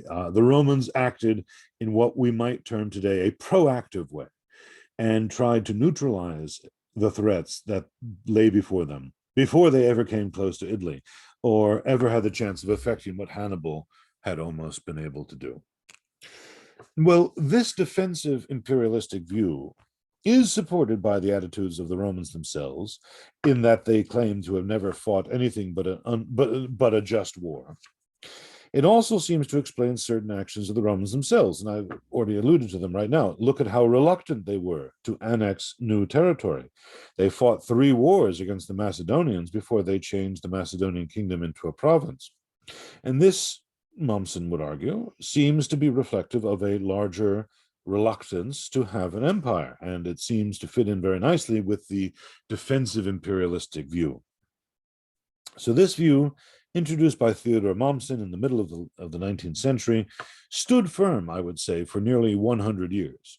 It was, in essence, the generally accepted view of Roman imperialism until, I would say, the latter half of the 20th century, when, in 1979, William Harris of Columbia University, who's still there, formulated a very different view with a very influential book that you see in front of you, War and Imperialism in Republican Rome. He turned the defensive imperialistic thesis on its head. He basically said, if we look at the facts and nature of Roman society, especially their glorification of war as a value, in their value system, not only of the aristocracy, but of the people themselves glorifying war and violence, finding praise and glory, most of all in war, more than anything else, civic building or art or anything like that. If we look at the various Roman religious institutions and rituals, for instance, he found all of these old archaic prayers of certain priests every year to pray for the expansion of Rome's borders and boundaries. Then we must conclude that the Romans were, he says, not defensive imperialists, but aggressive imperialists. They were fully aware of the economic and social benefits to themselves of empire, and therefore they aggressively pursued a policy of expansion wherever they could. He even would say that their love of war and their violent imperialism had, quote, dark and irrational roots, end quote. And this is why they were fighting practically every year for most of their rise to power. So this view of the Romans is more nasty. Okay, it sees the Romans not as defensive, but as aggressive imperialists. The more recent approach that has emerged is one that is derived ultimately from the physical sciences. And this is a systems analysis approach. This view sees that the roots of the Roman Empire began not with their expansion in Italy against the Samnites, nor even with the First Punic War against the Carthaginians, but right at the heart in 753 BC with the foundation of Rome, wherein the interlinking system of alliances that the Romans created among the Italian state is at the root of the Roman Empire, in this view, The Roman Confederation was a system of military alliances that provided the Romans every year with an army. And what do you do with an army? You have to use it to fight. And as a result, you are in many ways forced to find wars to use your army. You are driven by the system. You see, this is the term that a scholar Tilly has referred to as path dependency. Okay, the nature of the institutions in the society are built to further keep themselves going, kind of like a positive feedback loop. And as a result, you are in many ways forced to find wars to use your army. You are driven by the system to expand because your system of alliances is primarily a military one. And in order to maintain your dominance over your allies, your position of ascendancy over them, you have to put them to use. And so therefore you get involved in warfare constantly. This, if you want to read an exposition of this opinion, there are many, but I mentioned Tilly, path dependency, but also Arthur Eckstein, who is oftentimes referred to as he goes under the realist school of political science. He analyzes ancient warfare, especially Rome. One of his books is even on Audible. You can listen to it. It's actually perfect for what we've been talking about tonight. Rome Enters the Greek East. Now, I've given you a very brief kind of overview of these views. There is a lot more complexity than that, to be sure, but these are the broad outlines of these three modernist views. In some ways, I would argue, though, they explain more the attitudes of the proponents themselves than they do of the ancient conditions. For instance, Theodor Mommsen's view of Rome engaging in defensive imperialism is certainly quite appealing, isn't it, to the mentality of 19th century European imperialists who are themselves nursing empires all around the world. It would certainly figure in very nicely with England, or not so much Germany, although to some degree, certainly France, and even later America. The second, the opinion of Harris's, that Rome was unnaturally and excessively aggressive, nasty imperialistic Romans. Well, that sort of idea of the dark and irrational roots that a society can have in favor of warfare, that fits in very nicely, doesn't it, with a 1979 American context, when we're in the wake, literally just a few years after the end of the Vietnam War, post-Nixon suspicion of authority. This is the context of his scholarship and of his book. It reflects very nicely that kind of sense that, you know, America has itself a dark and irrational love affair with war and imperialism. And just to kind of conclude, the modern systems analysis approach, the path dependency approach, derives, of course, from the sciences, and it fits in very nicely with our computer age, doesn't it? So where we look at everything in terms of its system, and our analysis comes very much from the point of view of the physical sciences. So as a result, you could say in some way that while these views are not in and of themselves wrong, they are arguably more reflective of contemporary conditions than they are of ancient ones. Now, I know you didn't ask, but I'll tell you my own view. And this may be considered overly naive by some. But it is to go back and to look at what the ancients themselves thought about power wielding, looking at ancient conditions rather than coming at the subject with preconceived modern notions. If we look at the history of the ancient Mediterranean, hierarchy was the core of ancient Mediterranean societies. It, in many ways, dictated the internal relationships between elements in ancient Mediterranean societies. It should hardly surprise us, therefore, that it also determined the relationships between those societies. That is to say, the notion that the strong have advantages over the weak is so fundamental to ancient Mediterranean society that it is taken as axiomatic in many writers. The best expression of it, of course, is to be found in the 5th century Athenian writer Thucydides, a Greek writer describing the Athenians attacking the totally inconsequential island of Milos, which will not join the Athenian Empire. And we can just read this little bit of ourselves. Basically, let's just read it together off the screen. The Melians say to the Athenians, it is an inexcusable and natural thing that men in our position, that is the weaker, should have much to say and should indulge in many fancies. But we admit that this conference has met to consider the question of our preservation, our very life, and therefore let the argument proceed in the manner which you propose. They're meeting as a kind of diplomatic exchange before the Athenians come in and besiege the city and kill all the men and enslave the women and children. Well then, the Athenians say, we Athenians will use no fine words, typo. We will not go out of our way to prove at length that we have a right to rule because we overthrew the Persians, or that we attack you now because we are suffering any injury at your hands. We're not going to bother with it, claiming that we're doing a just thing. We should not convince you if we did, nor must you expect to convince us by arguing that, although a colony of the Lacedaemonians, that is the Spartans, the enemy of the Athenians, you have taken no part in their expeditions, or that you have never done us any wrong.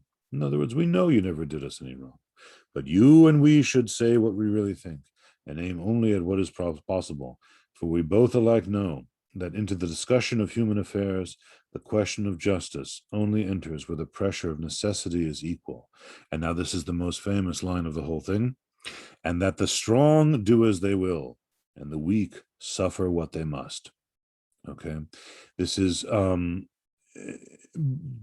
bald imperialism. We can do it because we can. Okay, the strong do as they will, and the weak suffer what they must. It's like the big football player, beating up the little kid in the locker room in high school. The Melians then say, well then, since you set aside justice and invite us to speak of expediency, in our judgment it is certainly expedient that you should respect a principle which is for the common good, and that to every man when in peril a reasonable claim should be accounted a claim of right, and any plea which he is disposed to urge, even if failing of the point a little, should help his cause. In other words, you should pay attention to what is right and what is not right, because you're the more powerful person. Your interest in this principle is quite as great as ours, inasmuch as you, if you fall, will incur the heaviest vengeance and will be the most terrible example to mankind. In other words, there is a wheel in things, and there is a rhythm in things, and then you're on top right now, but you could fall, and then you could be taken advantage of by a more powerful person yourself, a more powerful nation. And that's indeed exactly what will happen. But listen to what the Athenians say.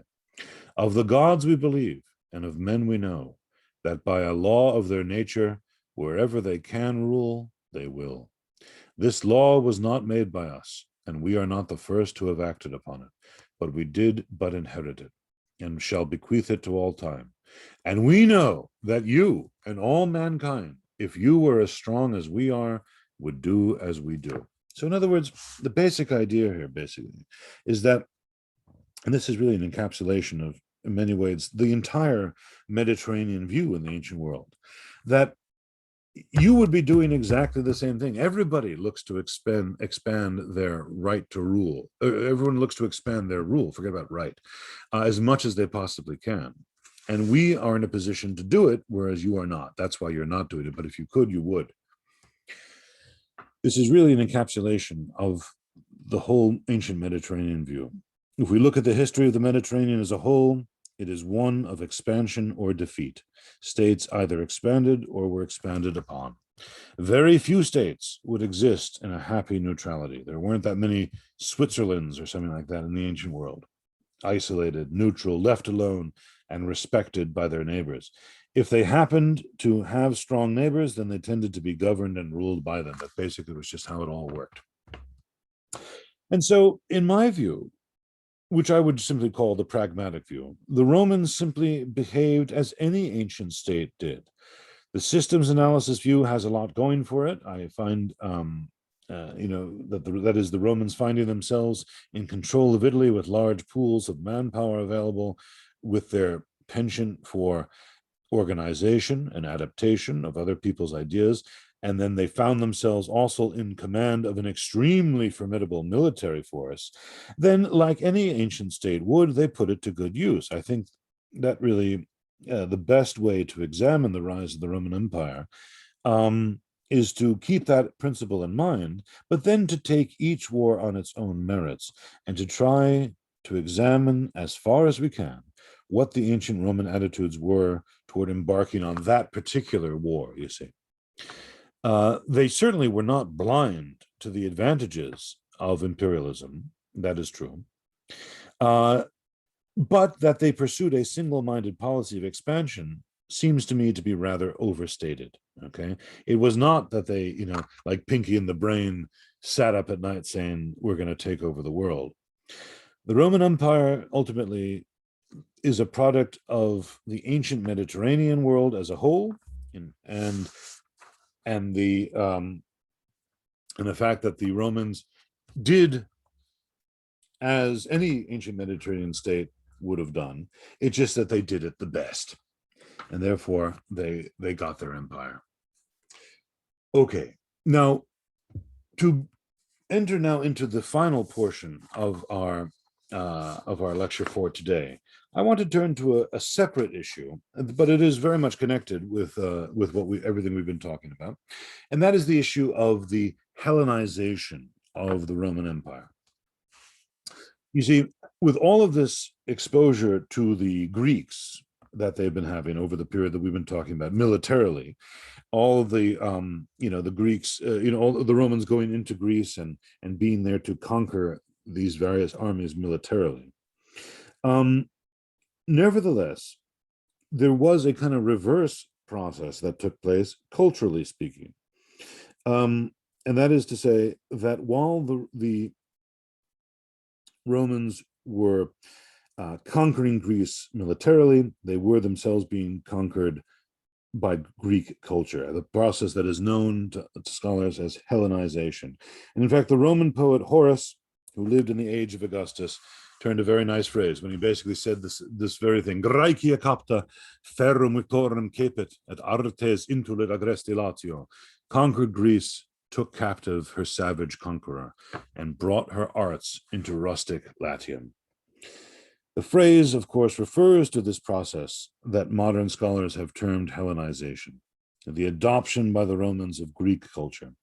And I wish now, in this final portion of the lecture, to examine this subject by giving a sort of brief overview of the early contacts between Greek culture and Rome, Greek culture and Rome, and then taking the example of the life and career of our own historian Polybius that we've been talking so much about as in some ways exemplary of the process of Hellenization as it took place on a personal level. And we will see that Polybius was not atypical. Plenty of Greeks were coming to Rome in these years. And then finally, having examined those issues,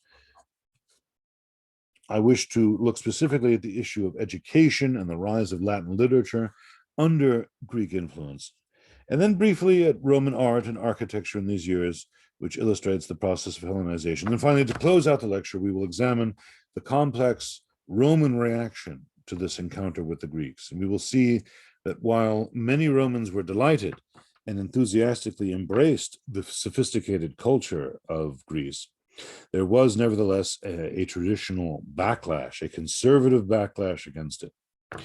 And the paradigm of this backlash, we will see, was the life, career, and attitude of Cato the Elder, a very colorful person who we've actually already met. If you remember, he was the Carthage must be destroyed figure. But nevertheless, we will examine him in some detail vis-a-vis this issue of Hellenization.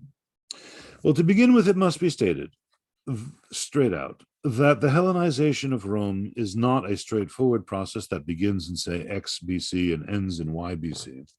It is, on the other hand, it is rather a long and complicated process that has no real clear beginning, or for that matter, any clear ending. By the end of the 1st century BC, perhaps even the middle of the 1st century BC, it was largely complete. At that stage, the Romans had fully embraced and adopted many aspects of Greek culture and evolved a very distinctive Latin literature under Greek influence. The precise beginnings of Hellenization are much more unclear to us. It used to be believed that the Hellenization of Rome really got underway in the 3rd and 2nd centuries BC when the Romans conquered the Greek world and the Greek city-states of southern Italy, and then eventually moved eastward into the Mediterranean heartland of the Aegean Greek world. But it has been learned, though, it has been shown over more recent decades that the Romans had close encounters with the Etruscans long before that. We've even talked about that. And the Etruscans were themselves heavily Hellenized people. So the process in some way goes back even earlier in a more indirect way. Now, in one of our very early lectures, I noted the story of Aeneas, the legend of Aeneas,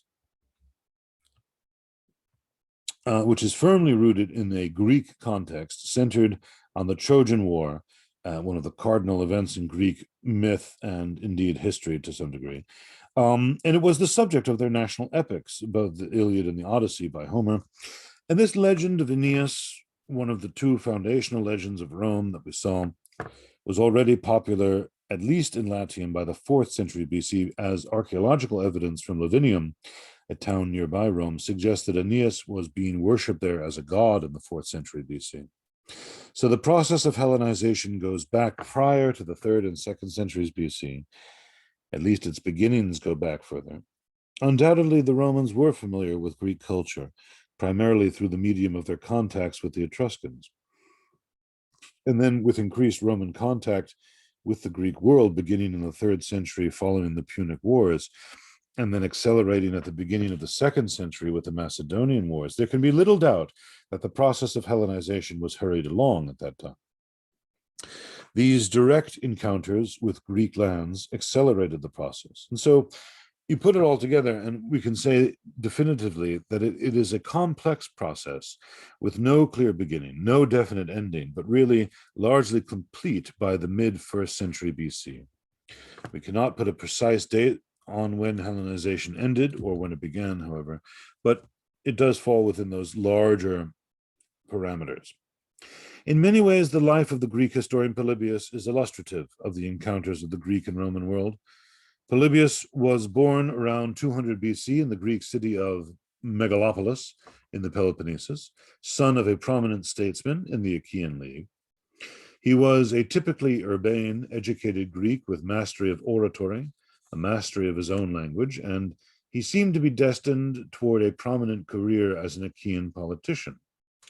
Unfortunately, however, for Polybius, following the Battle of Pydna in 168, the Third Macedonian War, Roman suspicions of the Greeks south of the Macedonians were heightened by their apparent non-committal attitude to the Roman cause during that war.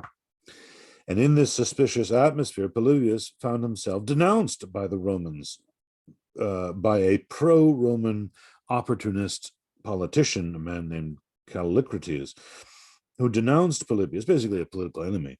He denounced Polybius and several hundred other people that he didn't like. Indeed, there actually apparently it wound up even going into the thousands of other politicians.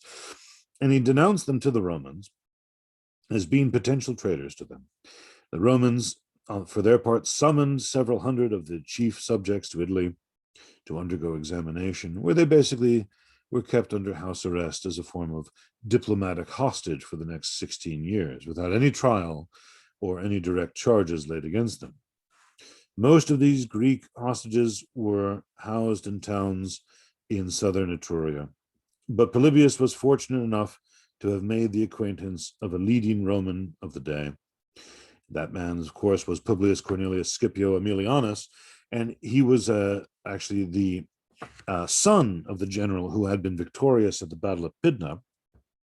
And even more than that, Publius Cornelius Scipio Aemilianus, or I'll just call him Scipio Aemilianus, was the adopted son of Publius Cornelius Scipio Africanus, the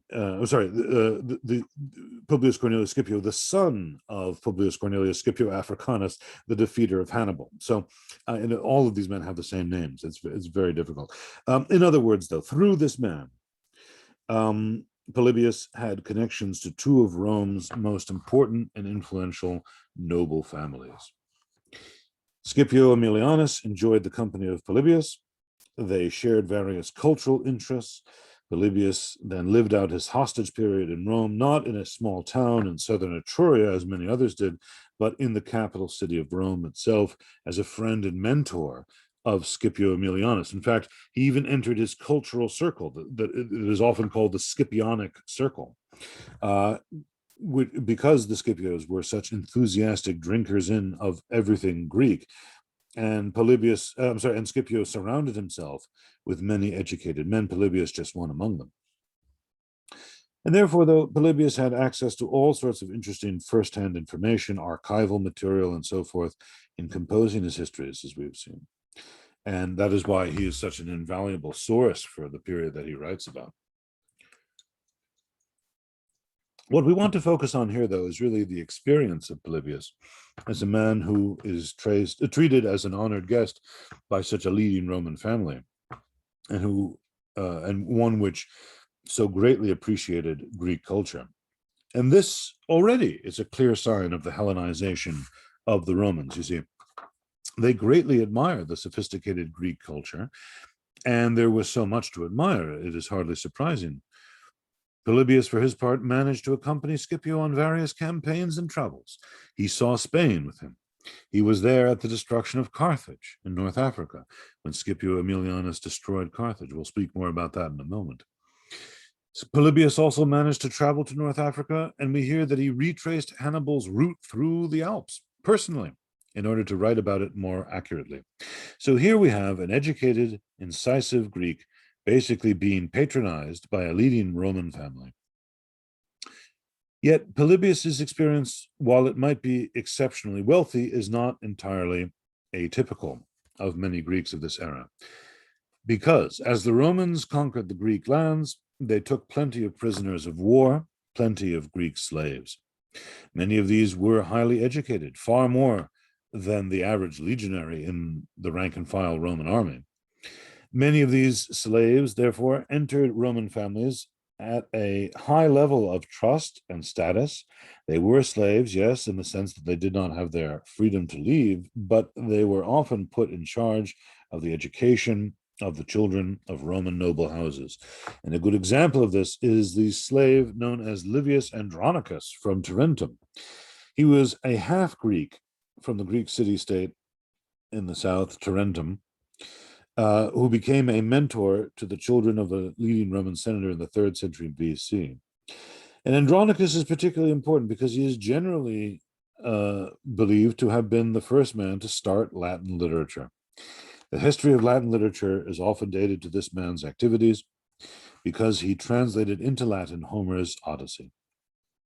He took the epic poem of the Greeks and produced a Latin version of it. He also composed other Greek-style literary works, such as plays, into Latin, and so gave the Romans a model of various genres of literature and got the ball rolling on the history of Latin literature.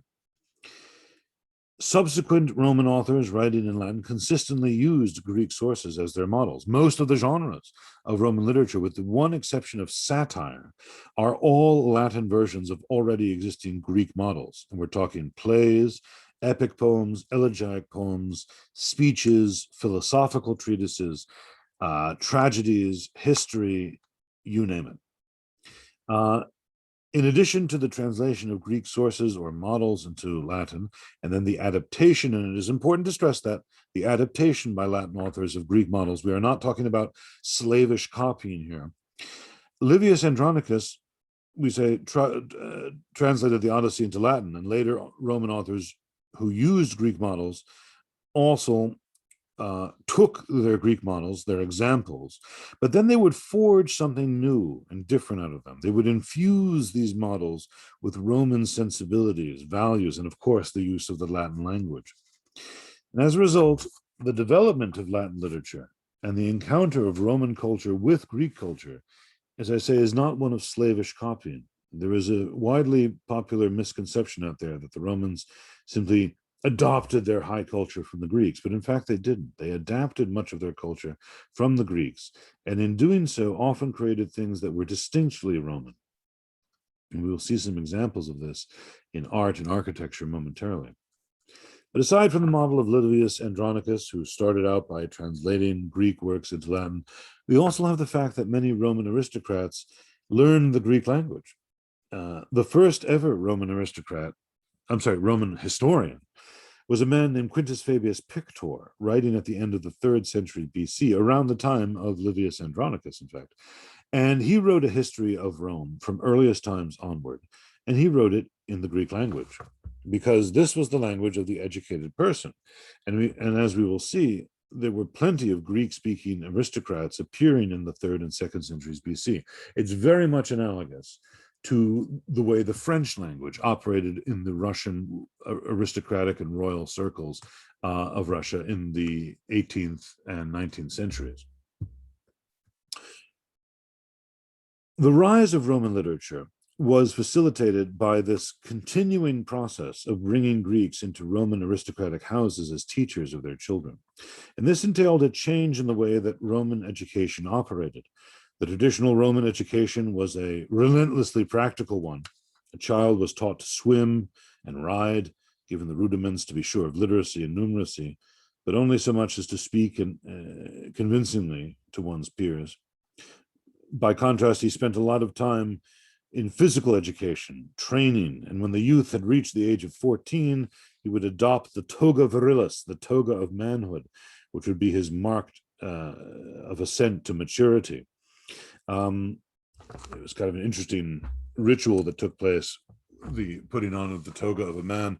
Up until that point, a Roman youth would have worn a toga with a purple stripe. The purple was kind of thought to have some kind of magical power to ward off evil. There's even a sociological nice word for this. Apotropaic means wards off evil. And he also would wear a bulla, or a kind of good luck pendant around his neck. That again would kind of protect from, childhood illnesses or whatever.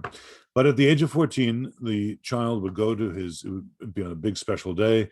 The boy would go to his household gods, the kind of little corner of idols that was kept inside of a hearth space in the house, and he would shave for the first time, the famous depositio barbae, the putting off of the beard. He would then sprinkle the little peach fuzz beard shavings onto the statues of the gods as kind of an offering, take off the toga of the men, of the toga praetexta, the toga with a purple border, take off the bulla, place it on the idols, and then put on the pure white toga, the toga virilis, the toga of a man.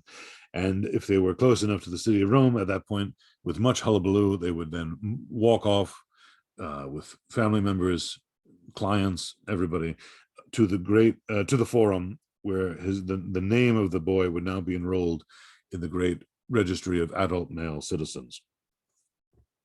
At that point, that young man would embark upon what was essentially an apprenticeship. He would accompany his father into the forum and start to observe the workings of public life. This is, of course, just for the aristocrats. He would hear court cases taking place in the forum, senatorial meetings, public assemblies. He would also then, upon reaching maybe the age of 16 or 17, embark on a military career, which was very important for an aspiring Roman noble to have a good and glorious military career. As a result, the traditional Roman education of children up to the age of about 14 was, as I said, very practical. There was lots of emphasis on verbal training, being able to speak publicly. But with the appearance, but there was not a lot of emphasis on sophistication, on purely academic interests. Okay, to whatever degree there was a linguistic training, it was purely practical.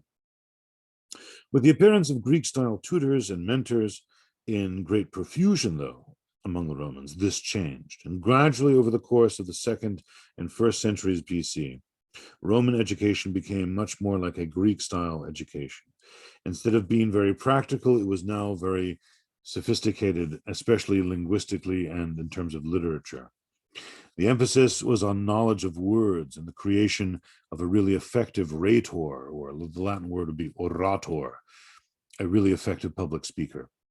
This entailed and facilitated the growth of Roman literature, absolutely, because people trained in this way will now be more likely and more able to use words, and they will be able more readily to read Greek originals and then adapt those originals into Latin to form Latin literature. So it is again a complex procedure, not any straight matter of cause and effect, but rather a complex interaction of events. In addition to the Greeks who came to Rome forcibly, increasing numbers of Greeks came to Rome voluntarily. As Rome became the center of the Mediterranean world politically and culturally, So too many embassies came to Rome seeking privileges from the Senate, asking for favors, asking for reversals of adverse decisions, and so forth. And therefore, plenty of well-educated leading Greek settlers of their home countries would find themselves in Rome waiting to meet with the Senate and make their case. While doing so, they would often give public lectures to the interested public. One person that we know of who was exactly like this type was a man named Carneades, who was a philosopher, Carneades of Cyrenes. Cyrene was a Greek city-state in North Africa, basically modern-day Libya. And he was the head of the academy in Athens. This was the school which Plato had actually founded. Be the equivalent of being like president of Harvard University in the ancient world or something. A very prestigious academic position. And anyway, he came to Rome in 155 BC as part of an embassy asking favors from the Senate, and so dazzled the Roman upper classes with his public lectures, his erudition, and his mastery of language that could literally be used to argue the one side of a case and then, taking a deep breath, argue the other side of a case, right in succession.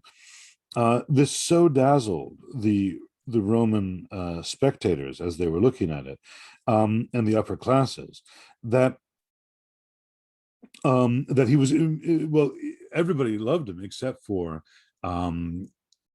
certain members of the very conservative Senate, and he actually was run out of town on the feeling that if such a person were left inside of Rome, he would totally corrupt the youth of the city. An often overlooked example of a very similar sort of expert is the Dr. Asclepiades of Bithynia.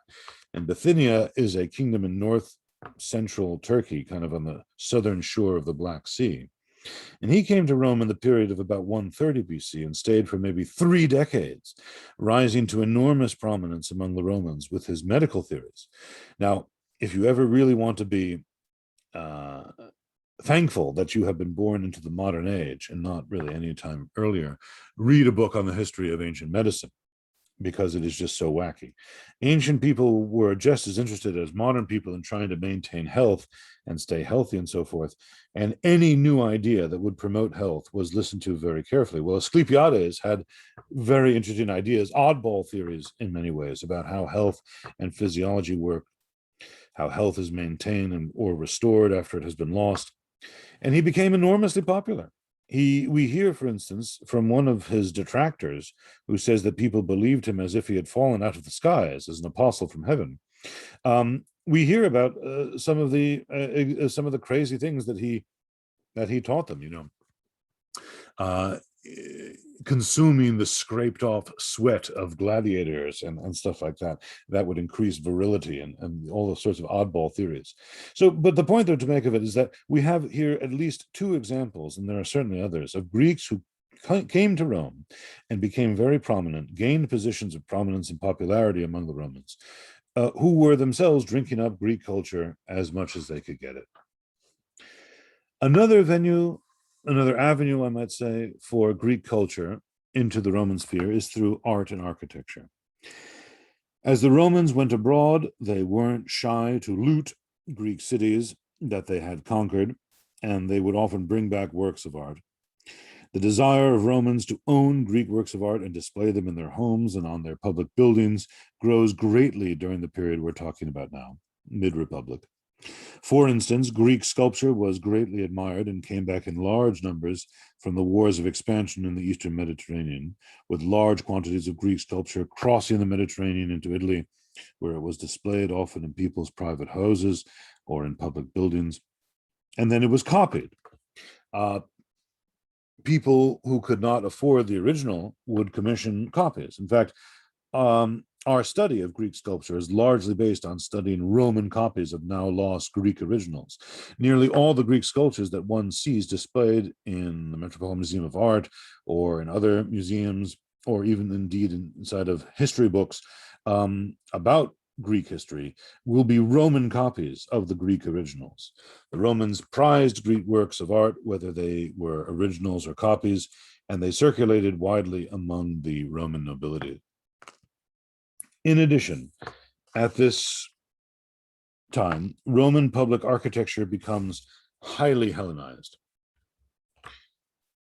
What we find are the Greek-style orders of columns coming into play, the use of marble, especially. For the first time, we hear in, for instance, 146 BC, when a Roman general named Quintus Caecilius Metellus Macedonicus refurbished the temple of Jupiter Stator in Rome in marble. This is in our literary resources, the first occasion when marble was used in public architecture. But once introduced, it was used repeatedly and continually by the Romans, who also adopted the Greek architectural orders that you might have studied at some point, the Doric, the Ionic, and Corinthian orders. And the Romans began to use them to decorate their public spaces. This is, again, not slavish copying. We are not talking about the Romans building Greek temples in Rome. They built traditional Roman-style temples. As you see in front of you, the Romans had this particular kind of style. But they would do so with Greek decoration and Greek elements attached.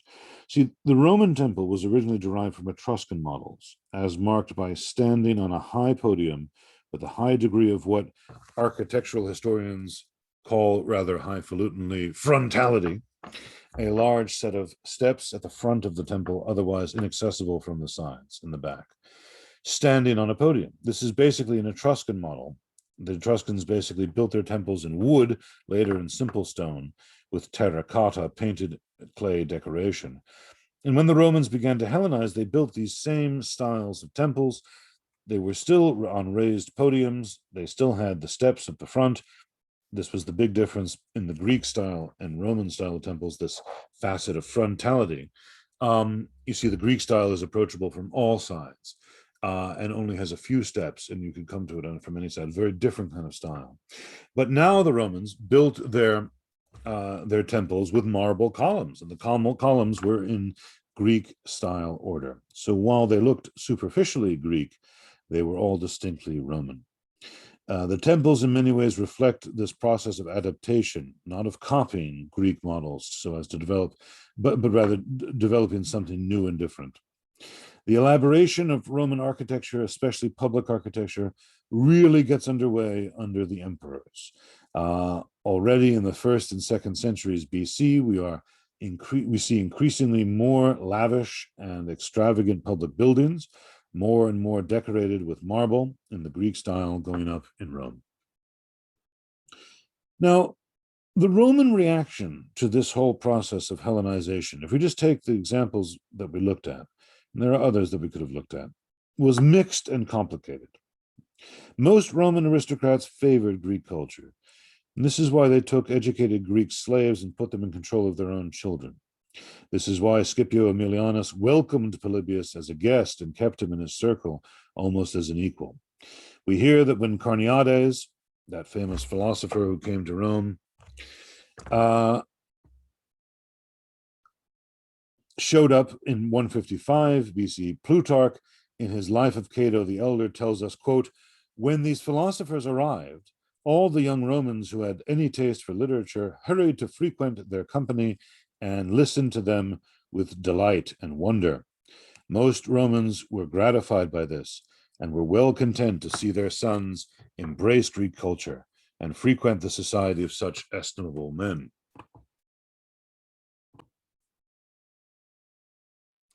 We see Cato was deeply disturbed, but more of that in a moment. In this quote that I just read out for you, most Romans, in Plutarch's view, embraced Greek culture. They were happy to see such educated men training and helping their sons. A good anecdote to illustrate this is also well worth noting. The story is that Scipio Aemilianus, when he is watching Carthage burn, starts to cry and contemplates the fate of cities, thinking perhaps that one day this will be the fate of Rome. Here is Carthage, once so proud and so powerful, and now look at it, reduced to rubble at our hands. Maybe one day this will happen to us. And yet, what does he do to use, what does he use to express these profound emotions? Polybius is our source for this. He was there and he witnessed it. What does he use to express his emotions? Nothing other than 2 lines from Homer's Iliad, which he quotes in Greek. Eugargo to the oidakata frenakai katatumon, essetai amarhoton pota ole ilios here, kai priamos kai laos eumelio priamoio. This thing I know well in my mind and in my spirit, that there will come a day when sacred Ilion will be destroyed, both Priam and the people of spear-bearing Priam. He chooses Greek words to express these emotions. A larger question is, to what degree did this process of Hellenization, this acculturation of by the Romans of Greek literature and culture, to what degree was this ongoing among the lower orders? There are some scholars who believe this is purely a fad among the aristocrats. I do not subscribe, however, to that view, because alongside elevated Greeks coming to Rome, many thousands of lower class Greeks were also coming to Rome, either, as I said, as slaves or as people trying to find a new life for themselves, going to the center, the new center of power and influence in the world. We know, for instance, that there was a large Greek-speaking Jewish population in the city among the lower orders, and then over time, actually, they rose in both wealth and prestige.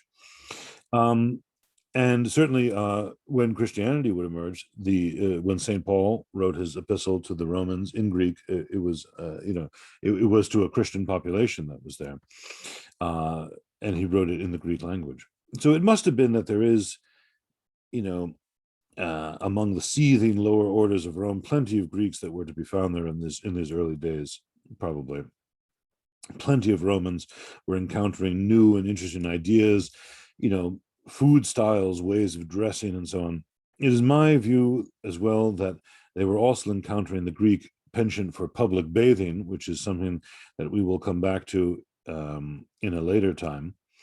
It is quite possible that the lower orders were also becoming in their own way attuned to Greek sensibilities. Well, if many Romans were exuberantly embracing Greek culture, there was also something of a traditionalist, nationalist counter-reaction, as is symbolized by Marcus Porcius Cato. Marcus Porcius the Elder. Cato was a tough old-style Italian from the town of Tusculum, born in 234 BC, and he lived until 139 BC. It was a ripe old age for the ancient world. I'm sorry, that would be 149 BC. I'm sorry, no, maybe it wasn't 39. I'll have to take a look at that. I think it was 149 though. He was a traditional Roman. He took part in public affairs, and he was a senator. He fought in the army, and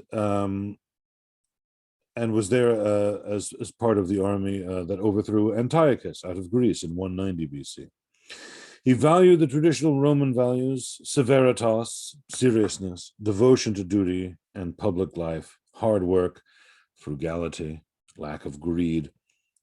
He would prefer to sleep on a kind of bed of hay and eat bread and drink water than any kind of lavish meals.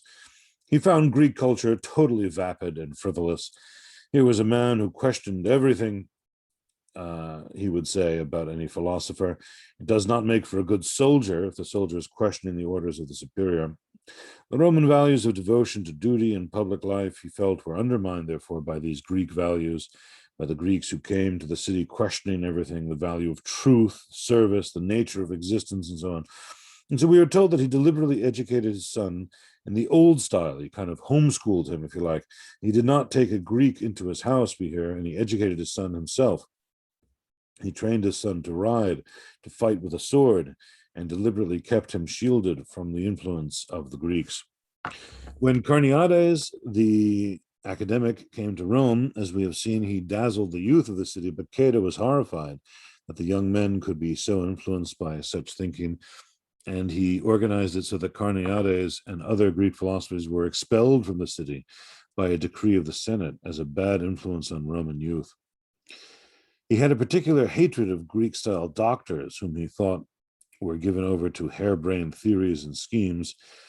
Cato, for himself, favored rather the traditional Roman style of medicine based on herbal remedies and magic. What is so interesting, though, about Cato is that despite all of his public posturing and this anti-Greek posture and how bad and enervating Greek culture is, it is remarkable how much he knew Greek literature. He could cite specific examples in the original when he wanted to say that Greek literature was frivolous and empty. He shows a fairly intimate knowledge of Greek philosophy as well, and he wrote his own works of literature in Latin in a deliberately rustic and archaic style that seems to have been a conscious effort to counter the sophisticated, smooth Greek style. In other words, for all of his railings against Greek culture, he seems to be terribly familiar with it.